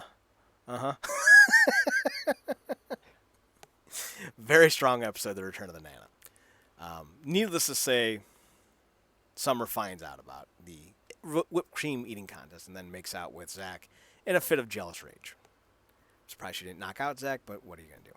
But it was also The Return of the Nana that's very pivotal, and it's the one part of the episode that I will say wasn't good because of the context of the events that happened, but was necessary to get to the ending. But besides the Marissa Trey arc, everything about this episode was just goofy fun, which was great. It takes a drastic turn, though. So Trey's helping Marissa out, and vice versa. And they're hanging out, and I think Marissa tries to show Trey the notebook. She does not know what happens with the notebook when it gets shown. She didn't realize about what notebooking is. That must be an East Coast thing. Because she accidentally notebooked Trey. Trey ends up doing coke.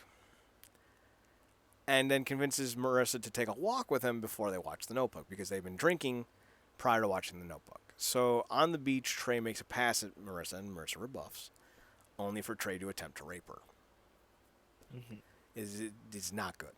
Marissa grabs a piece of driftwood, I think, and smashes Trey in the head, busting him open. And she scurries off, leaving her phone and everything behind. She just darts off. At the same time, Ryan tries to call her just to see how things are going, because he's getting along with his brother, he's getting along with his girlfriend, things are good. He thinks. Trey ends up having one of the most emotional reactions in the show's history when he starts to come to realization what he did. And it's just one of those scenes that really shows the dynamic aspects of some of these actors and how good they are. It's such a heavy scene to ingest. But the performance of the actor who plays Trey nails it and almost makes you not sympathize with Trey, but pity him. Because he's trying to get his life on track. He's trying to do everything right. And then he takes a bump of coke and he freaks the fuck out. And Trey realizes how fucked he is at that moment. And like you almost have a broken heart watching it. Because you know that at this point Trey is no longer able to be redeemed in the eyes of many. And it's a real fucking great scene. Because it shows how the great acting of everyone involved. So there's that. Episode 22, we're nearing the end. Carter's departure has taken a toll on Kirsten. Kirsten has basically told Carter, I dig you. I just don't want you to dig me. And that's a euphemism. So he ends up taking off. Kirsten doesn't handle it well. Kirsten's in love with Carter. Or lusts for him, or is infantilized by him. I don't really know what it is because they don't really tell you what it is. But the boiling points are that she's fed up with her father because she married, well, not she. He married her best friend in Julie. Her husband in Sandy, despite the fact that he never cheated on her, spent a lot of time with his ex-fiancée, which bothered Kirsten. And even though she told him it didn't bother him and she told him to help her and she did all the things that you're supposed to do when you're in that situation, she's still not really happy about it. She's still mad at Seth for leaving for the summer, and probably a little bit mad at Ryan for leaving, although she probably understands that one a lot more than anything else, because that was still viewed as a sacrifice on Ryan's behalf, not a selfish act. This is where everything kind of goes bonkers, and Caleb even confronts not Julie. Caleb even confronts Kirsten, I think it's in the next episode, but in episode 22, she ends up having a car accident. Gets smashed into because she's drunk and driving around. And Sandy's looking for her. And Sandy knows she's drunk. And he's like, just pull over. I'm going to come and get you. And she starts to apologize. She's like, I'm so sorry. You know, I've been doing all these dumb things because I thought I was losing you. And, you know, we weren't talking. And I started talking to what's his face? Carter. And I should have been talking to you, but I felt like I couldn't. And I'm sorry. And he's like, we can work through it. Let's just do it. And then she gets fucking T-boned. Yeah. It's not good. But she's okay. And at the start of the next episode, it was when Caleb confronts Kirsten, and Kirsten says, you know, you're going to die alone. I may like my wine, but at least I won't die alone. And Caleb just goes, yep. Alrighty then. And Caleb's already divorcing Julie again because of all the bullshit lies that she's been feeding Caleb. So it's a rough time to be Mr. Caleb. Yeah, it's not good.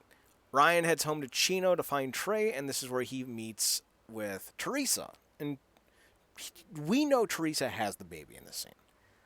Ryan doesn't. He meets Teresa when she's carrying groceries, and he's like, "Let me help you." And they're walking and talking, and this is where you mentioned before that scene where Teresa's like, "You know Trey, you know Marissa, you know one of them's the big dumb liar, one of them's not." And to be fair, Marissa really doesn't lie in this series. She just drastically avoids telling the truth. But Yeah. especially in season 2, she starts to come clean more often. And that was basically Ryan then accepting that whatever Marissa was saying was probably the truth, and he's going to, side with her. To be clear, there was no accusation that Ryan didn't believe. It was more just like Trey said she came on to him. She said Trey came on to her. But we don't really know the depth of which. So he ends up taking Marissa's side. All right. But he doesn't know that it was an attempted rape. He just knows that there was something that happened between the two of them. Right. But at the end of the scene, Teresa then says goodbye to Ryan, walks into her mom's house, where there's a little boy being nestled in Nana's arms. And we realize that Teresa had the baby. Dun, dun, dun. Dun, dun, dun. Summer and Reed confront Seth and Zach about the prom and important comic book meetings. This is the George Lucas stuff. And Julie devises a plan to get around her divorce with Caleb. She gonna kill him. She gonna kill Caleb. She takes a bunch of his sleeping pills, grinds them up, pours them into his margarita. But at the last second, she's like, "No, don't drink that. I forgot your lime. I'm such a bad wife." And she takes the tainted glass and throws it away. Julie saves Caleb. Oh, wait, Caleb had a heart attack and died in the pool. Never mind. Like, that's one of the greatest, like, if this show was a sitcom, that would have been one of the funniest fucking scenes of the entire TV landscape history. Second thoughts about killing him, he dies anyway. Well, Julie just got all this money. Or did she? Find out in season 3. In Dearly Beloved, we get the "Ooh, what you say," which was parodied very hardcore by the Lonely Islands on a SNL skit with what's that little booger's name? Shia LaBeouf. Andy Samberg? No, Shia LaBeouf. Oh. It's Andy Samberg, Shia LaBeouf, and like a few of the other Lonely Island guys. And it's basically just like them all like talking and reading notes to one another and shooting one another in repetitive fashions. And each time someone shoots something, they're, "Ooh, what you say?" Like repeats. So like every time it's shot, it's played again. It ruins the ending of the season 2. I'm not gonna lie. It really does. So SNL has ruined that song. it's ruined that song and this episode, which was actually a pretty strong episode. So Caleb dies. Kirsten goes on a bender. She fucks up at the funeral. I forget who was there. It was Marissa was there and Summer was there, but I feel like there was another girl that was there. I just can't remember. Oh, it was Haley, the sister. Yeah. And Haley's like, "Sandy, how long has this been going on?" And Sandy's like, "Longer than I seem to realize," or something like that, or longer than it should have been, or something, whatever. So they have an intervention, and it goes about as well as every intervention possible. She snaps at her sister for basically doing everything that Kirsten's been doing, but first, she snaps at Sandy for almost sleeping with his ex-fiancée, and then when Ryan goes, "Kirsten, we're just worried about you," she goes, "You shut up. You remember who brought you into this house." And I'm just like, oh, goddamn. Kirsten got real mad about that one. And then she turns around, and Seth didn't want to believe this at first. Sandy told him. Seth lashed out at his father for letting this happen in the first place, but then finally comes to the conclusion that this was not their fault, but he's not strong enough to confront his mother, which I'm going to admit, I get. That's a big conversation to have, especially when you're a high school junior. But Seth does come down before his mother storms off and convinces her with just the look of his face. And she sees his face and realizes, oh, I've been doing the big stupid. So she agrees to go to rehab. And thankfully, even though there's like a continuation of this in season 3, it doesn't become like this huge back and forth thing with her sobriety. There's moments that involve it, but it's done in a way that I think actually is meaningful. And isn't done just as a crutch. So she leaves, but at the same time when everything's going down, Marissa finally tells Summer what happened between her and Trey. It wasn't just Trey making a move. Trey tried to rape her. Summer, Mhm. being the fountain or the case of secrets that she is, tells Seth. How do you think that was going to go? Seth then tells Ryan, and Ryan goes to kill Trey. Oh Yeah. boy. Well, like there's just a chain of bad decisions here. It's bad decision making Marissa is going to go tell loudmouth Summer, who is going to go tell uh can't keep his mouth shut guilt-ridden Jew Seth, who then is going to go tell the biggest hothead in the OC, Ryan, of what has just transpired. Yep, it's not good. So Ryan shows up as Trey is packing to leave. And the blonde bimbo from that OD, she's around. She's been playing minor parts throughout the rest of the season. She had something to do with this confrontation as well, but not to this degree. Mhm. I just bring that up just as a point of context. Not that she had anything to do with this final part. She's trying to get Trey to go with him to Las Vegas. So Trey decides to leave Newport. So he's packing up, and as he's packing up, Ryan shows up, and there's a lot of emotional moments with Ryan and Trey. Like on the day of the party, Ryan shows up and accuses Trey of doing something, and Trey's like, "And here I thought my little brother was just coming to wish me a happy 21st birthday. Well, fuck me, I guess." And like that, like it hits real hard. This was before the attempted rape, but at this point, we are done with the emotional impact of Trey. Like, we are done on the Trey hype train. Yeah. So Ryan storms in and starts kicking the shit out of Trey. Trey then grabs for a gun, points it at Ryan, and Ryan goes, "Do it, I dare you," and then slams Trey into the ground, starts beating on him. Trey gets the upper hand, getting mount, starts raining down hammer fists. He goes for a 12-6 elbow, but referee Frank Triggs like, "No, 12-6 elbows are illegal." Referee Dan Mergliotta. No, Frank Triggs actually a referee now. Didn't you know that? No, I knew that. I'm D- look, man. I Dan know Margoliata. referees. I love Dan Herb Margoliata. Dean. Herb Dean. You got Big John McCarthy, although he's technically no longer a referee. I think he I retired. love Big John. He's the color commentator for Bellator now. Great. Yeah, That's probably a great role for him. he's actually really good at it because he's a very astute, profound martial artist. But anyway, I'm sure. so him and Herb Dean were both wanting to enter MMA, but were both told you weren't talented enough. So they both ended up going to become referees instead. Fun fact.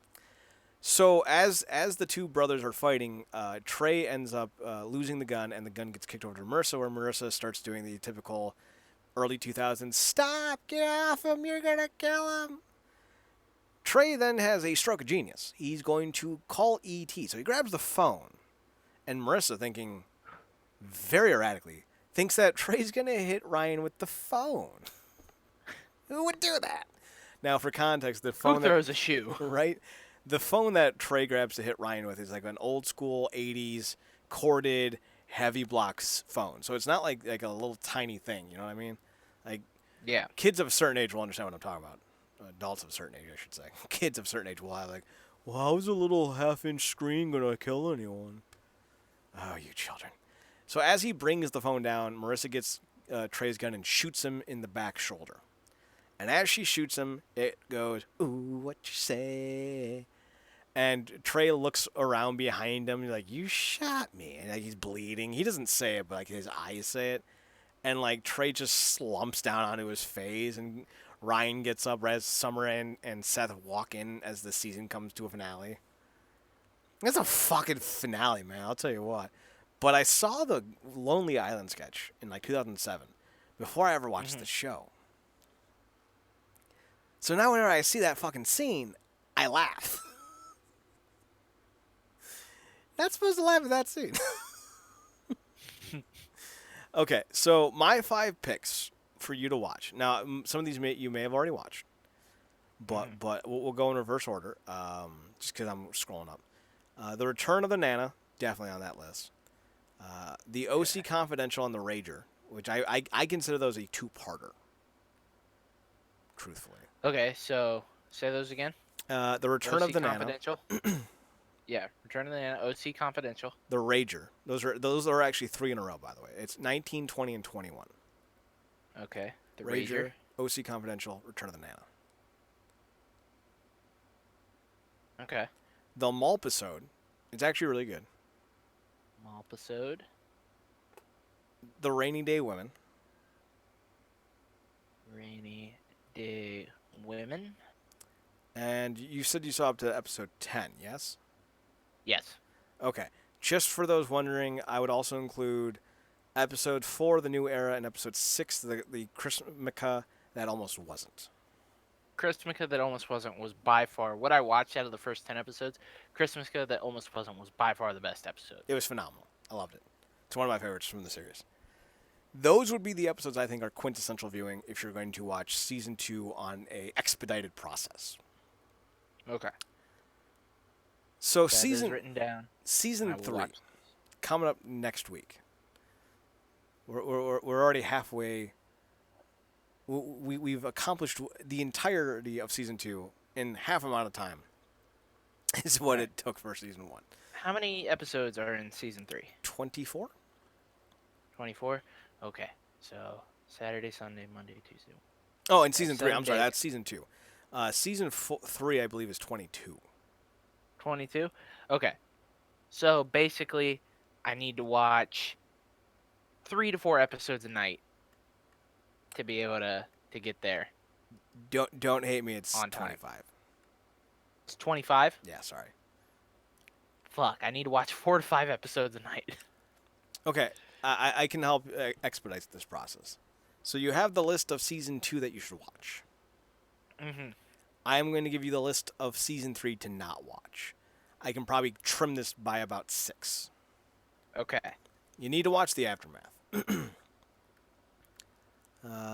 You need to watch The Saber Things to Come. Uh-huh. Let's see. So you said Aftermath, Sacred Things to Come? Well, only write down the one you don't need to watch.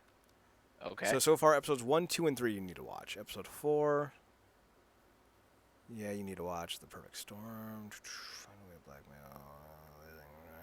You need to watch 5.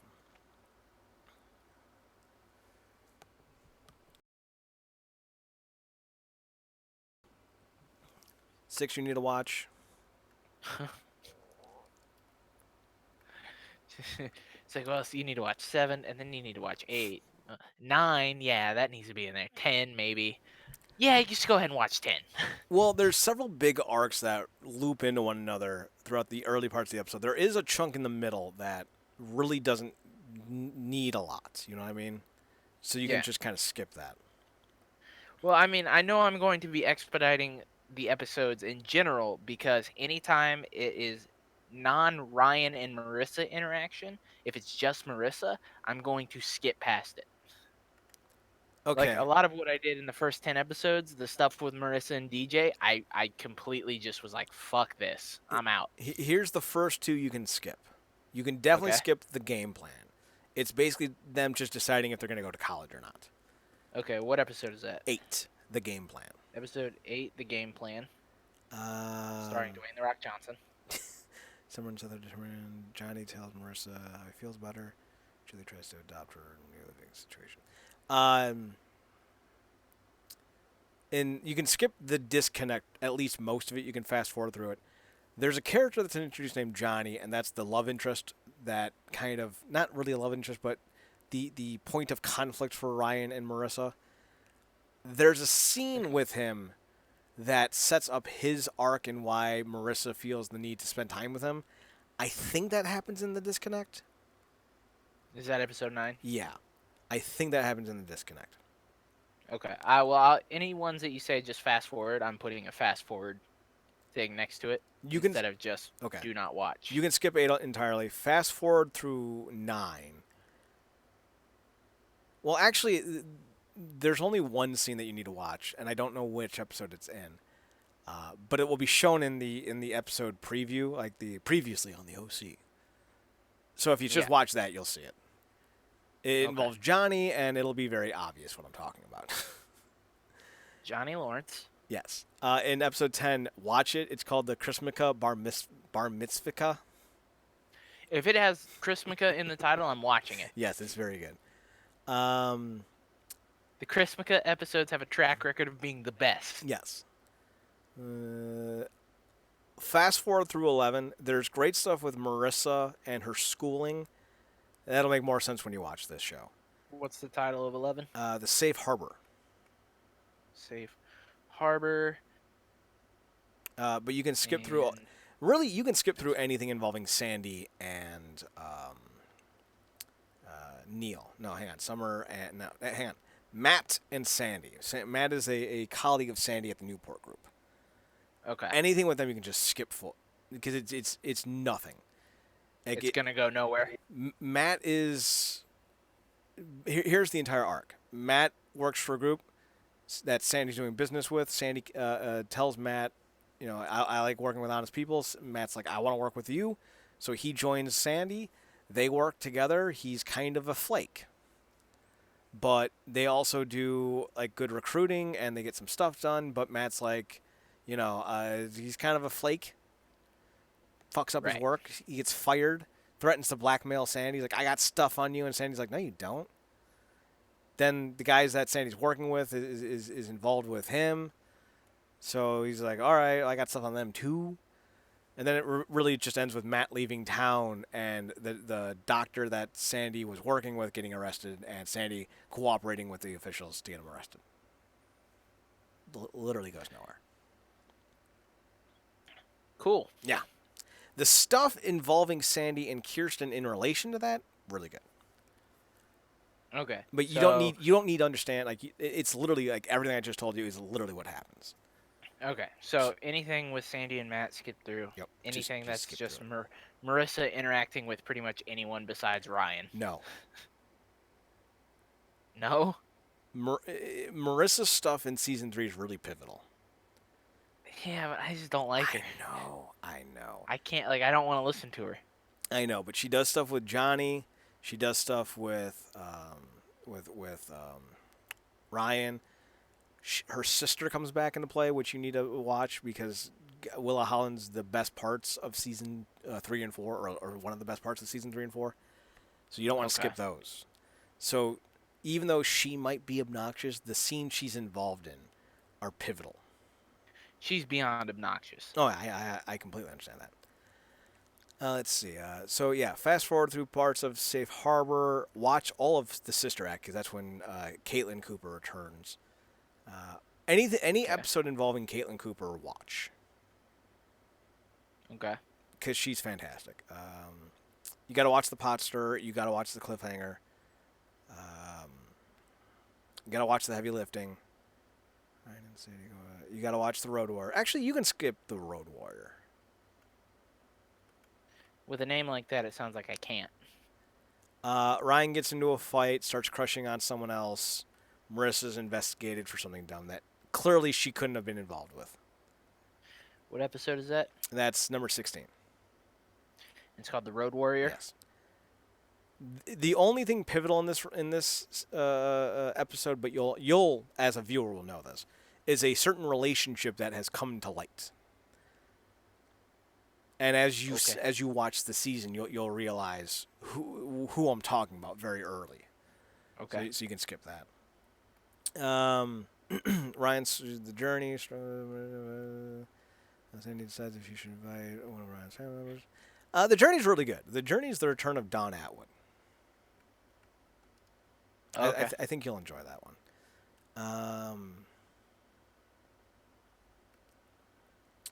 The Undertow. Watch that. Anything with Sadie's really good. Sadie's a really good character. The Secret Lies. Julian Neal.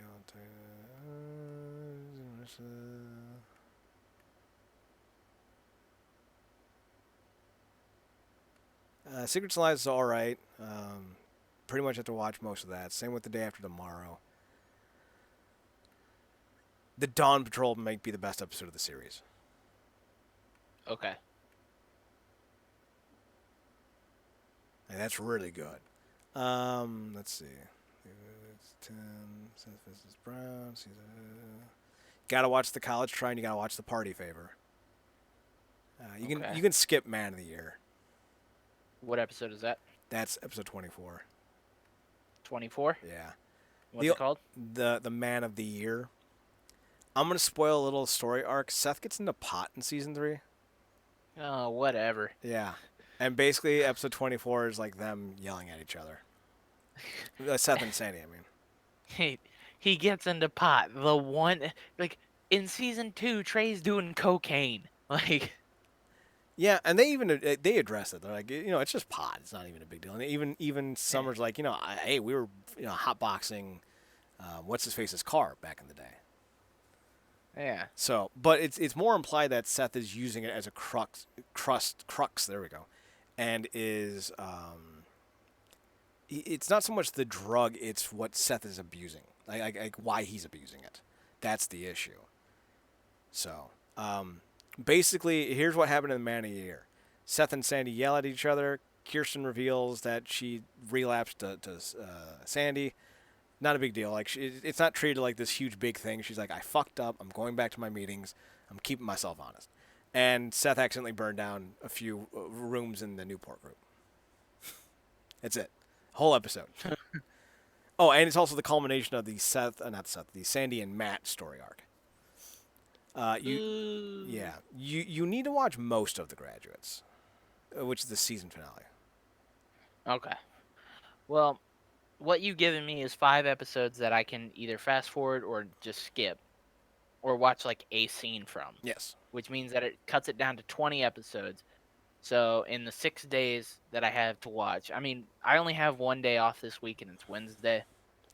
Uh, and in that amount of time, if I watch like 3 to 4 episodes a night, and Wednesday I can really binge on it if I have to push through. That's like way now if I can schedule it out like that and just be like, hey, just watch 2 to 3 episodes. That's all you have to get through. Yeah. Um, and like keep myself awake for the 2 to 3 episodes. Then it shouldn't be a problem. Yeah, if you skip the Sandy and Matt stuff and you're not bogged down too often by ads, you can probably cut, in terms of time, you can cut that down to probably 18 to 17 episodes. Because they get a lot of play with one another. And, like, really anything with Matt. So Matt and Ryan you can skip. Matt and there's a scene where Matt helps out Marissa. You can skip that because nothing comes of it. Oh, absolutely skip that. Thank you. Oh, yeah. So, like, anything with Matt, you can skip. Matt's the worst part of season 3. There's only one good scene, or one good thing, I should say. Not even a scene. One good thing about season 3 with Matt. Matt's girlfriend, or paramour, whatever you want to call her, is actually the real-life wife of Ben McKenzie. Marina Bakarova? Oh, Marina Baccarin. Baccarin. She shows up for like 3 episodes. And her character's really, there's nothing of substance. Like, you don't need to watch it to see anything that she does unless you just want to see it. Huh. That's funny. It's funny that they're on this show together, but they wouldn't end up together until many years later when they started working on Gotham together. Well, the funny thing is Gotham had a lot of OC cameos. Yeah. So, not that surprising. The other thing is you get introduced to a character in this show that you might find obnoxious, but I have to ask that you give her a chance. She's so damn good. It's Taylor Townsend, and she's everything.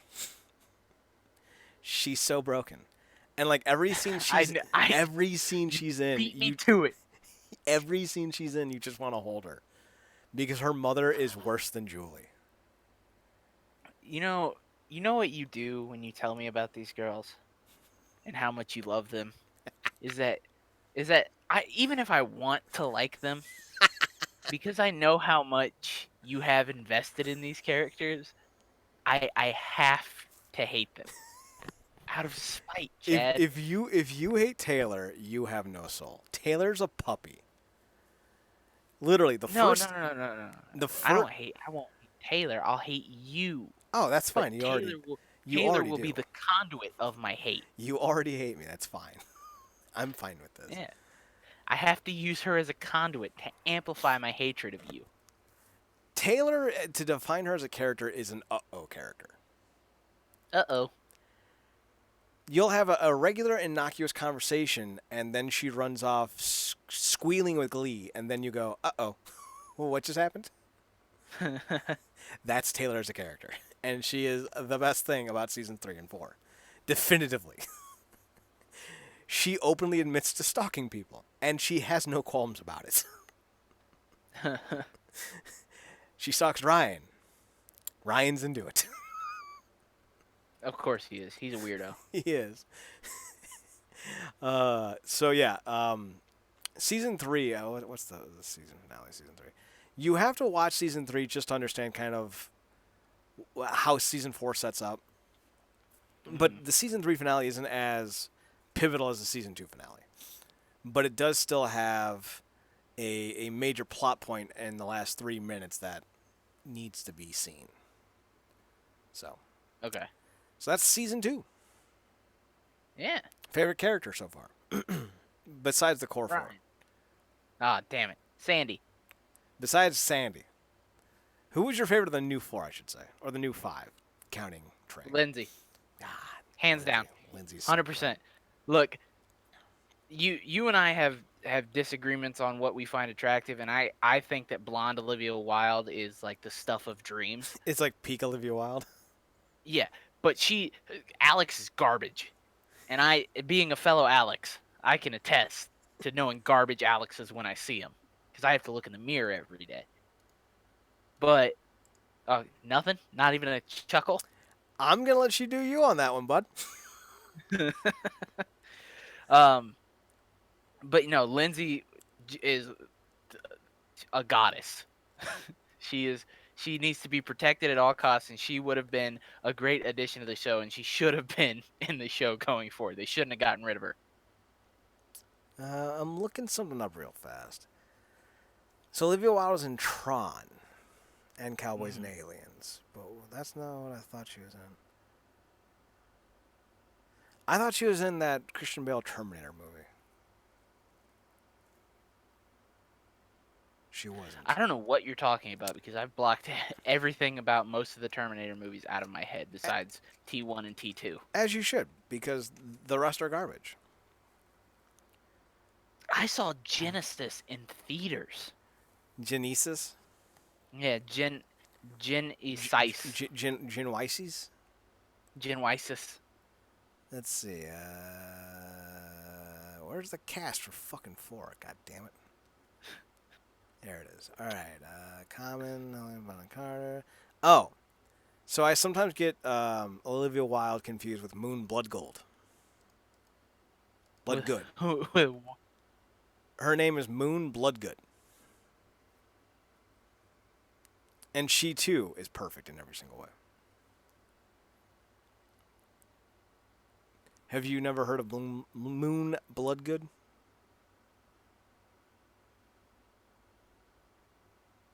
I think we're having a slight technical issue. Well, you cut out for me. Moon Bloodgood. Yeah, I heard you say Moon Bloodgood. Have you never heard several of her? times. No, I don't know who the hell you're talking about. I'm looking her up right now. She was Michelle Paxson in Burn Notice, the detective that was trying to nail what's his face to the wall in like season 4, I think. She was in Terminator Salvation. She was in Street Fighter: Legend of Chun-Li, so you know, big role there. She was in with Todd Hamilton. She was in Faster with Dwayne "The Rock" Johnson. Sure, if you want to watch that piece of shit. I have seen it. It was not good. Hence my comment. She's in Human Target, Code Black, NCIS LA. She was also in Darksiders, the video game. Oh. Yeah. But yeah, Olivia Wilde and Moon Bloodgood, thumbs up. Thumbs up to both. I was saying that I get Olivia Munn and Olivia Wilde confused. Like in terms of names or looks? Uh, like both. If if you were to show me one of them or both of them, I probably wouldn't be able to put the right name to the right face. Ah, so Like you have an just Olivia tongue tie. yeah, like I mean, it's just like two attractive brunette women both named Olivia. You know? I get it. I Yeah. get it. So, Off topic. Olivia Munn though, in was it I believe it was the first Magic Mike movie, topless scene. hmm, Yeah. a reason for the boyfriends to actually watch the movie. Fantastic. Is there anything that you want to comment on about season 2 of the OC before we call it a night? Uh, I I want to apologize to everyone who is listening to this and how little I contributed because I definitely should have just gotten my shit together and watched all of it. Could have been like me. Could have been done. Could have been able to watch Yeah, anything you want at this point, but no. could have, but Gotta be that guy. Don't worry. look, Season 4 is like 16 episodes, and they're all yeah, really no, good. I'll get season 4. I'm sure I'll get through it pretty fast. No Marissa. Yeah. Thank God. So that's it for this week of Straight Out of Chino. We're straight out of time. Straight out of Chino, crazy motherfucking name, Ryan. Straight out of Chino. Crazy mother atcha named Ryan Atwood. No, that didn't work. Crazy mother tracker. It doesn't matter. We'll be back It next week doesn't matter. for season 3, where we will talk more about Taylor Townsend, Dean Hest. We're going to be talking about. I guess you can kind of skip. There's Jerry Ryan's in season 3. Hmm. I love Jerry Ryan, so I refuse to skip anything she's ever in. But ultimately, you could skip everything she does, because Okay. she's just playing a con artist who ends up getting conned herself. Damn. Yeah, but it's Jerry Ryan, so I watch religiously. My. How the turntables. Have turned. Have you know? It's an office joke. I've seen The Office. I don't remember. It was Yeah, Michael obviously it's Scott. Mike. I was about to say it's obviously Michael Scott who says it. Yeah, yeah. He goes, my. How the turntables. Oh, Michael. Oh, Michael. So, yeah, let's do the rundown. You can find us on the website, realnerdcorp.com, realnerdcorp.com. We are on Twitter at NERDCORP, on YouTube, links below. We're on Podbean at realnerdcorp.podbean.com, or you can download the Podbean app and find us on the device at Real Nerdcorp via the Podbean app. We're also on iTunes at Nerdcorp, NERDCORP, twitch.tv/Comics and GameCorp. Twitch, it's actually Comic and GameCorp. We are also on twitch.tv/WrestlingUnderground. We'll be live, I think, tomorrow night, actually. No, it's not going to be tomorrow night. For Full Gear. We're going to talk Full Gear probably Sunday. So there's that.